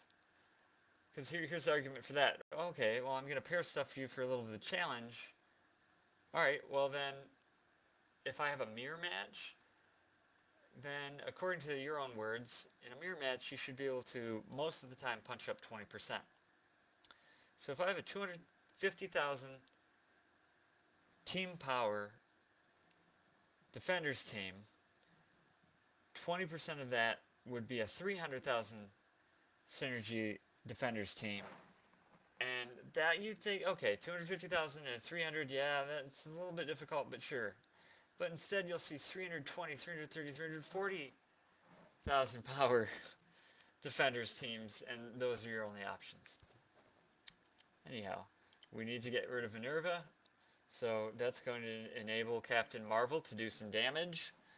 That's just going to be unavoidable. It's going to enable Mordo to do some damage unavoidably, and then we're going to get this really annoying taunt from Hulk soon.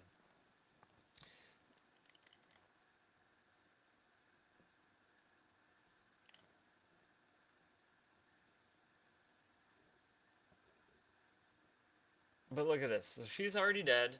She's going to come back. Minerva's dead. They don't know what to do with that. I could drain all of their health right now, so why not? Because here's the thing. Psylocke also clears. Maybe we'll get some stuns. We did. Captain Marvel stunned. Oh, she's blind, of course. Gosh. So on these utility characters that apply an offense down, or they clear positive effects, blind is a very important utility to have in these situations. All their positive effects are belong to me, and they're gone. Phoenix is too powerful for certain segments of the game. She's too powerful for raids, so what they did is, they're clever. They go, well, wait a minute, Phoenix dies, and then you come back as Dark Phoenix, but you don't have Dark Phoenix in your inventory. It's just a summonable character. So, ergo, when Phoenix dies at the end of the round in raids, you have to pay to resurrect her before you can use her again in another node. So that, to me, is just confirmation. They know she's overpowered. These are some weird teams.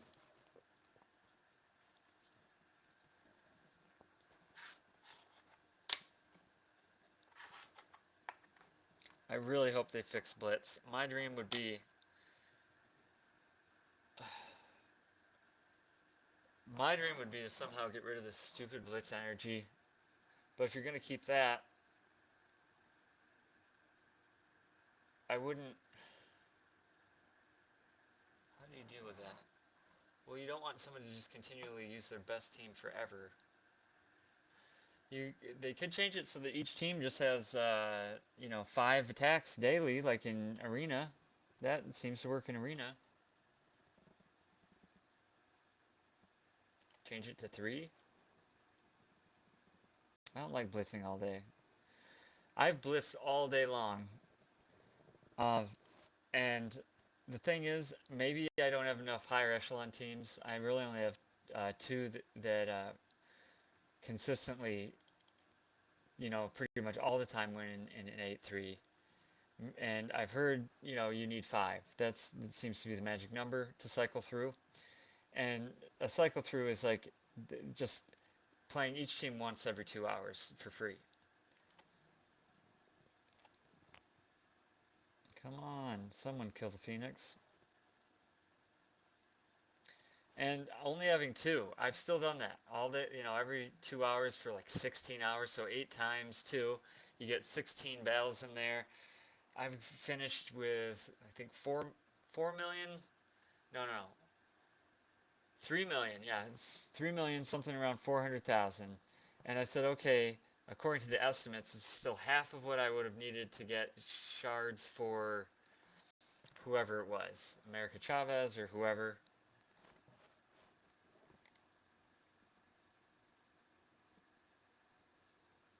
Or it could have been Shocker or whoever. I don't know. I don't remember. But very discouraging to see that, okay, no matter what I could have possibly done, playing every 2 hours all day long, there's nothing I can do to break into that top 1500. I, I, it was the minimum was something around 6 million for that, and sitting on 3 million with only a couple hours left, very discouraging. And I calculated it out at the time, even if I did a marathon and stayed up for 24 hours a day, I think I would have really only potentially been able to come close to the 6 million if I, in hindsight, started at the 8 p.m. when it starts. And I did not.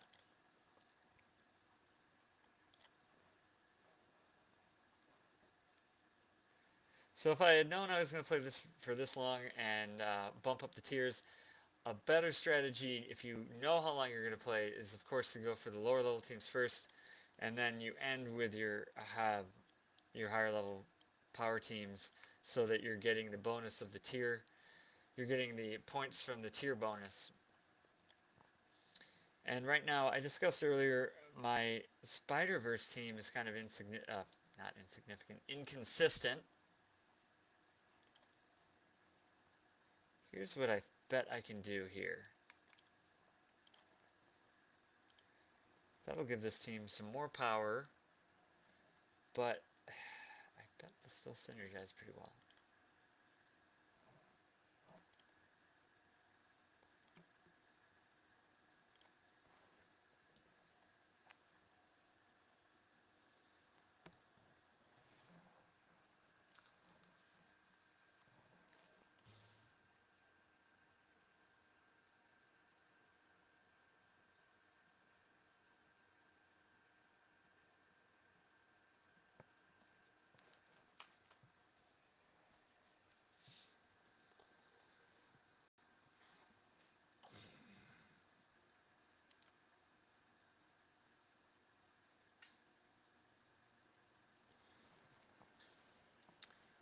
So probably Valkyrie for Asgardians.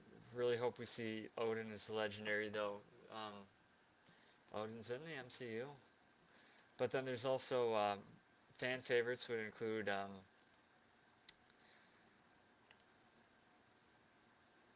hold on a second.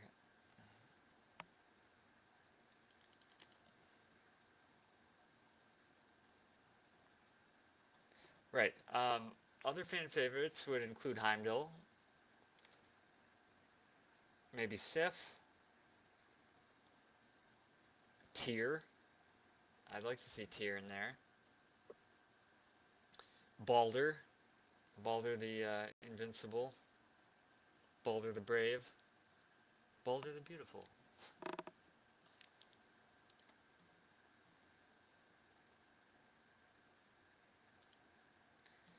If you get lucky, you pick a Blitz match that looks like the first wave of a raid, and you go, oh, well, that looks familiar. It looks kind of like a raid I do all the time. This will not be a problem. That's what, I don't know if there's any raid team that looks like this exactly, but this team looks very much raid-esque. Like you'd find it in the middle of an alphabet, Greek alphabet raid or something. Juggernaut just tanking Wolverine's ultimate with no problem.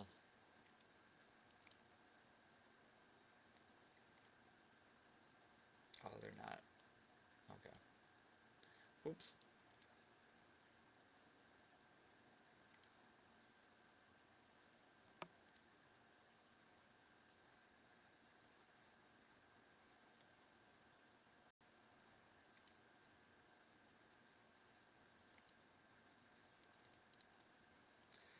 And we're just going to finish off Wolverine.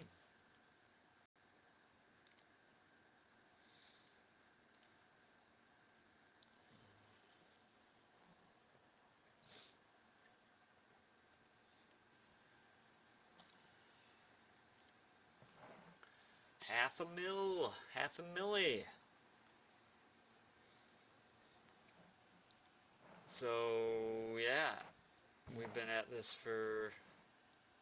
How long have we been at this?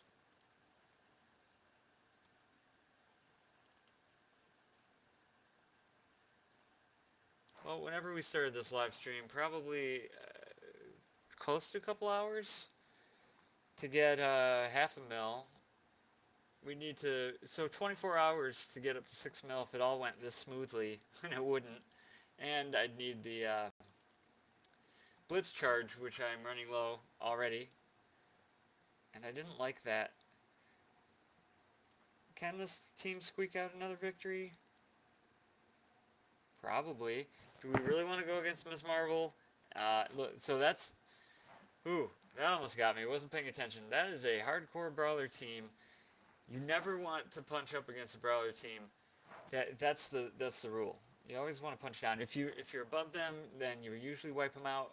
But if they're above you, that's when it starts to get a little iffy. I don't want to fight that defenders team, do I? Do I? No, not an all villains team. So it looks like they're giving us one team where we have a chance. So why would I? So if I fought the other two teams, I almost assuredly would lose. And maybe this team is tough, maybe it's not. But Fox Next, don't just come on. You, don't do it. Not like this. Not like this. If you only want the top 1,500 people to be actually getting the rewards, that's dumb. If you're worried about the number of shards that are there, then just start spreading them out more. Number one gets 100, and that's the most you get, not 295. Just spread those out, and do it that way. Redistribute the wealth. This is just dumb. I really do not like Blitz. I know there's no way possible I'm going to get enough um, points to get extra shocker shards. Not at this rate. And maybe, again, there's probably something I'm missing and my stuff isn't totally optimized. But nonetheless, still frustrated. Really like the game though. Still enjoy Marvel Strike Force. Just the aspect, specifically Blitz, not so much. Okay, we may have miscalculated here.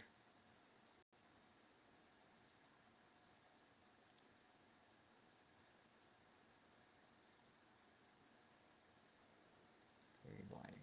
That's not gonna matter. Come on.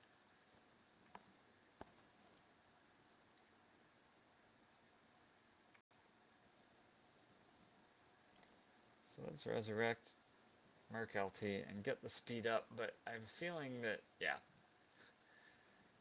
Okay, but he has the death proof. Oh, wow. Oh, this, so, when you have Thanos, like, you will get an offense down or a heal block 100% of the time, all the time, 50% of the time. Juggernaut clears those fools. Let's peel off that death proof. All right. You know what? Letting Merc Lieutenant die right away probably increases his survivability with Minerva resurrecting him with a bunch of death proofs. He is so flimsy. You should put a flak jacket on or something. Jeez.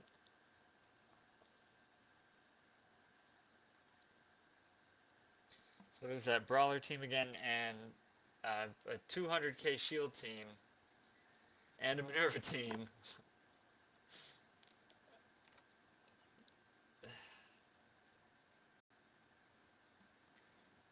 And what is this team? This team isn't special. These aren't really... There's Minerva on the team. That makes it a little bit special. Juggernaut's not special in and of himself. He's only great as a synergizing team member with Magneto, getting those faster turns and whatnot. Without that, he's just a really strong tank when you have red stars on him. And without red stars, he's a tank that can just take a few hits before dying. Like a bunch of hits, but... Alright, Merc LT dies right off the bat. Merc LT resurrected right off the bat. So stupid.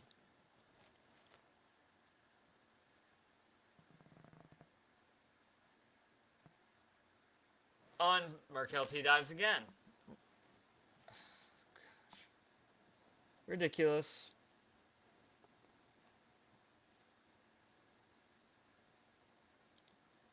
No point in that.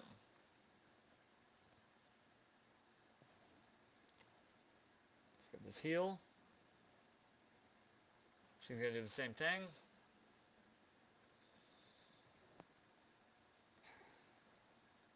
Waste. Clear some deflects. That's basically what that did. Now Thanos does not have the energy. If he had the energy, he'd somehow be offense down by Doctor Strange. Or heal blocked by, I don't know, somebody. And then, of course, Wolverine just took out Thanos before he could even do his ultimate. We're three... This is stupid. So he's semi-charged, but we gotta do this, and we gotta do it like this.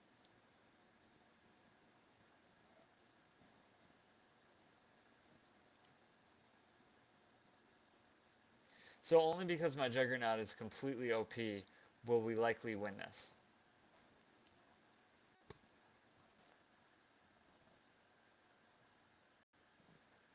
And of course Wolverine takes out the Minerva. It's just ridiculous. It's not, that's not a path to victory, it's just making this annoying.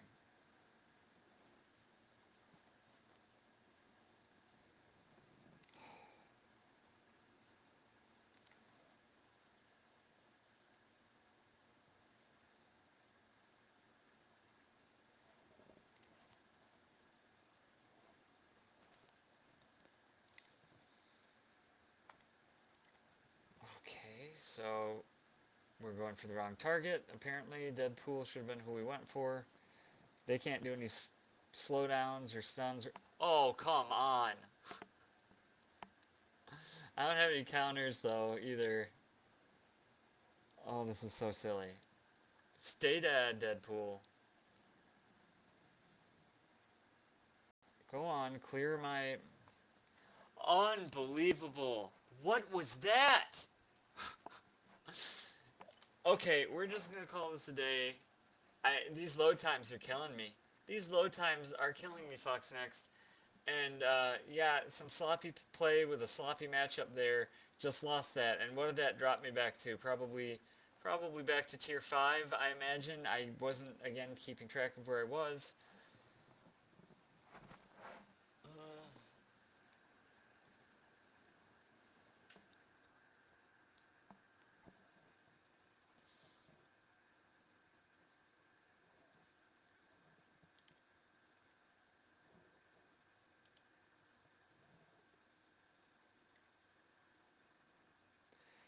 Well, this is where they trick you into spending more than you should because I'm frustrated.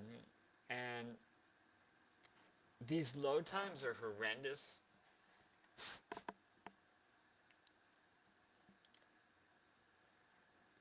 So let's pay 45 for my, this is basically what I use in the arena, I think. Pretty soon, I'm going to put Minerva for Mantis, but Mantis seems to do just a little bit better because of the level and the stars that she has. But yeah, we can do this team. It's pretty easy. I'll find out what tier I'm in at the end. I forgot to look. What they're doing to this game is just ridiculous. Fix Blitz. Fix this. Fix Blitz. Arena, no one cares about Arena anymore. Everyone knows it's kind of rigged. uh, Not rigged, but Arena is actually possible, but everyone knows that like you won't finish above the top 50 bracket. Raids, we know what you do there. Wars seem okay, but I have quite a few people in my alliance that wonder. The algorithm seems pretty predictable. It's like, all right, we won this war, so we're going to lose the next one, and so on. So, or we won 2 wars, so we're definitely losing the next one, and then suddenly you do get a much stronger opponent. All right, so we started with a stun. There are 2 ways about that. I think Kingpin's the way to go, and I don't want him to give an offense up to Crossbones. They fell for that trap, and now this team is just stupid strong.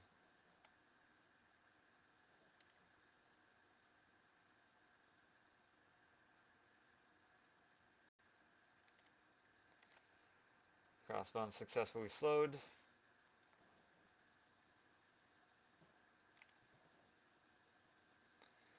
Buffs are passed.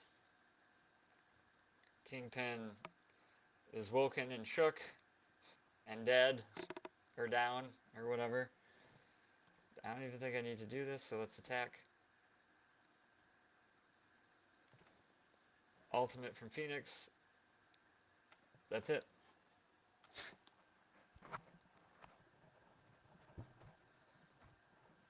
So this is my, not only is my arena team right now, or a modified version of it. I think this is pretty much my arena team. This is my always win team. I should only have to bust it out at 8.3, but I'm only in tier 6, and it's just, this is getting boring. What can I say? 250,000 power defenders team. So with this one team I have, yeah, I can tackle everything. Apparently I need 4 more teams like it. If I grind just this one team every 2 hours, even at tier 8.3, just the one team over and over and over again, that's not going to cut it. No way. Spending power cores? No way. If I was really close, no. I mean, maybe, but just as a matter of trying to get my number inflated a little bit, there's no incentive. It's stupid. It's like, oh, there are 10 rungs on the ladder. The first 8 rungs are spaced 8 inches apart, and the next 2 rungs are spaced 6 feet apart. So, oh, you're not tall enough to reach the next run, and oh, you are tall enough, but you can't you're not strong enough to pull yourself up. Too bad. The ladder works. It's not missing any runs. Frustrating. All right. So typically, we're just going to go for typical here. Something seems to have gone wrong. Whatever. We'll do an ultimate and get the assist from Fury.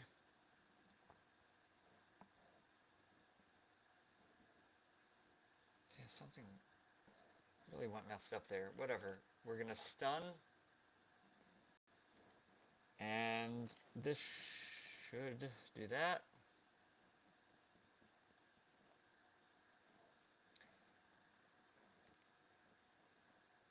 Alright, Let's see, who do we want to mess with? Boom! 24,000 damage from the basic. Now everyone's going to get offense up and all this.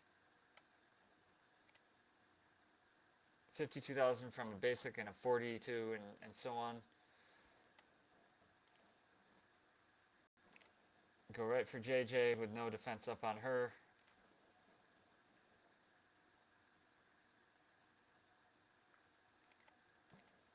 Dark Phoenix.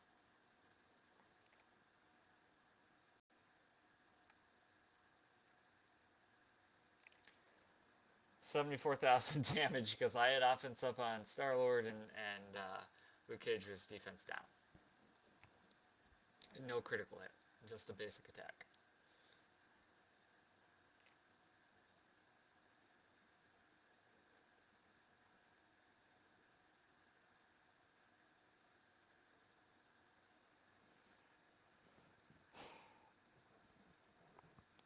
And it might be that this team is overkill.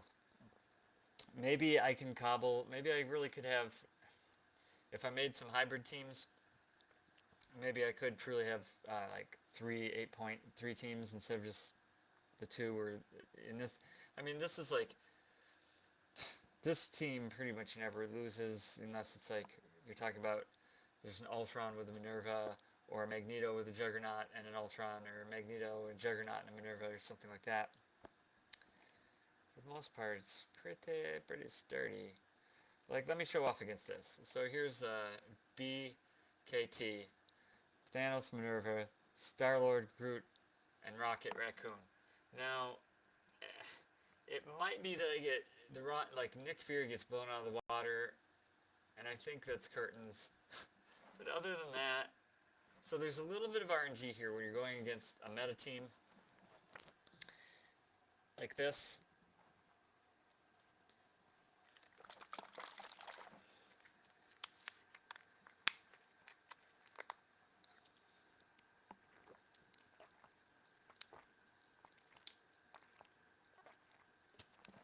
Sorry, that was so disgusting sounding, I'm sure, but taking my vitamins. Okay. We don't want Thanos to get synergy. We want everyone to speed up and have their turn. I do this sometimes just for fun, as a point of strategy.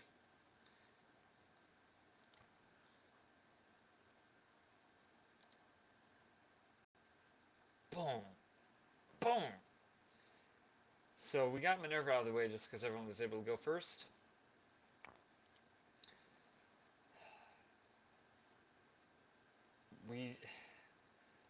We do not want Groot taunted.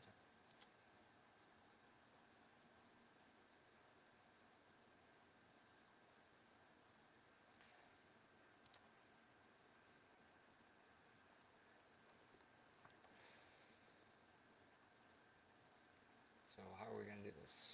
So we can do this. Go on, do your special, Rocket. That was bad luck. Oh, he did his ultimate. That was also bad luck.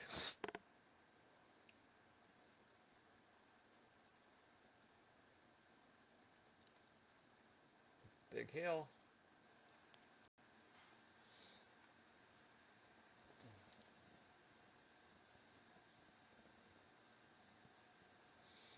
Kind of bad timing there. Well, he already somehow had all of his... Oh, from Star-Lord, of course. Alright, not quite the time to go here.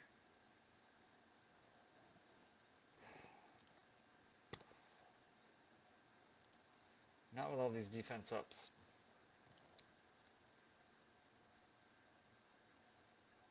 Oh my god. Alright. I'm kind of surprised here that took out Star-Lord.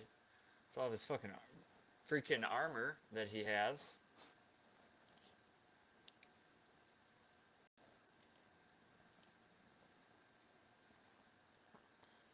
Juggernaut really is that slow. Okay. Boom. But it might not matter at this point.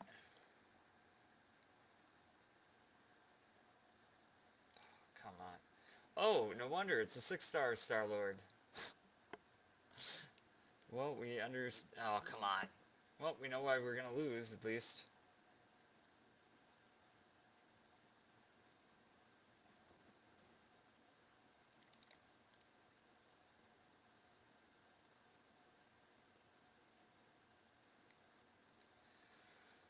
And I didn't quit out yet again because...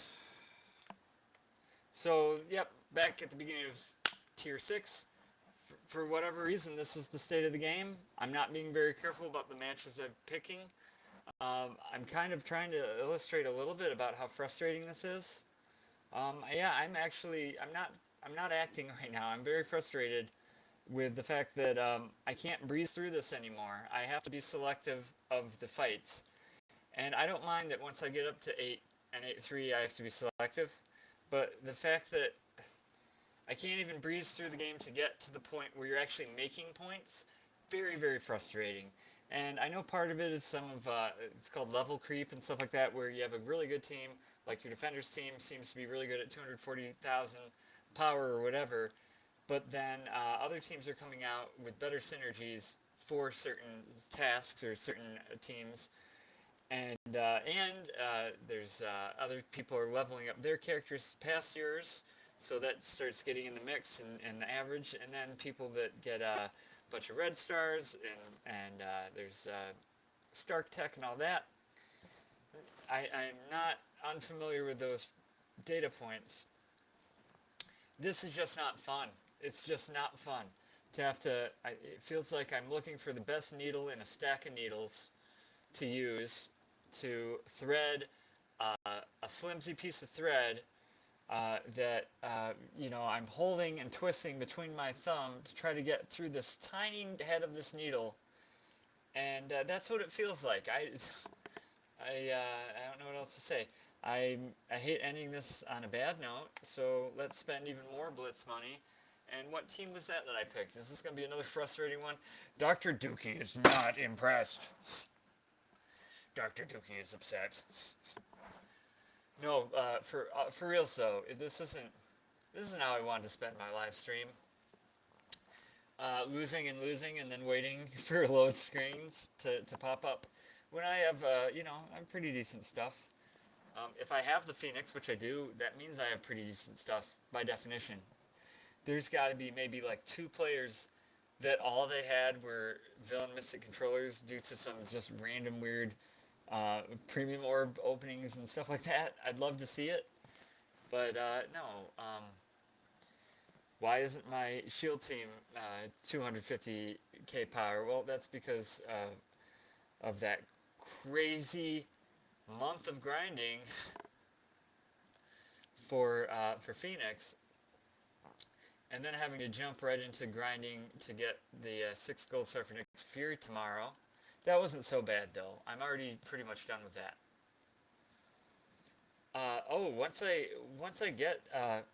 Once I get finished with that, Shuri will be the only legendary character that I do not potentially have at rank 6.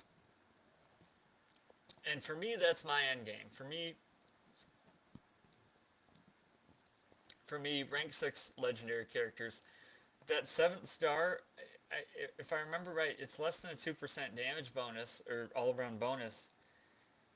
It's only really a placeholder for a 7th red star, which is night and day.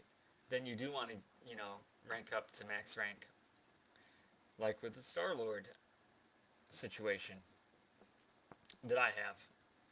But I'm not even sure. Like when I ranked up Juggernaut from 6 gold star to 7 gold star when he already had his 6 red star, that even wasn't that.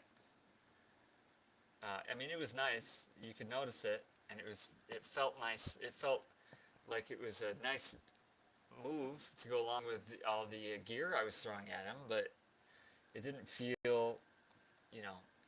So 5-star and 6-star. 6-star seems to be the last big damage bonus. I could be wrong, and maybe this is tweaked or has been tweaked. I haven't looked at this or revisited this recently, but that seems to be about it. So look at this. We're going to be a little bit short of the 750,000 for the final Blitz rewards, Milestones. That's okay. I'll pick it up later. We have 2 more days of this. Maybe I'll play more. Maybe I will finish with 2 million tonight. I'm probably not going to stream it though. And I definitely don't have the energy, so it's just going to be boring me jumping on every couple of hours. Oh, it looks like we 80%ed Ultimate 6 because of participation. We've only 100%ed Ultimate 6 maybe all 3 times. And as soon as we're in the groove of doing it, that's the very next day was our first Ultimate 7, and then the wind just got let out of our sails collectively when we realized that we couldn't even 30% Ultimate 7. Part of that was due to poor strategy and participation, but other parts of that, we just don't quite have the heavy hitters in our alliance that we need. I think we just needed 2 more heavy hitters, and we would have been okay with those mini-boss nodes, but unfortunately not. Well, I'm going to leave you here. Thank you for participating in the live Dookie stream, and I hope everyone was able to stay dry during this broadcast. Keep the grind going. Good luck on your legendary characters. Hopefully you're progressing Nick Fury tomorrow, or maybe you're unlocking for the first time. And let's keep our fingers crossed that we're actually going to see Magneto come back to this game ever again. Until then, thank you for joining Dr. Dookie.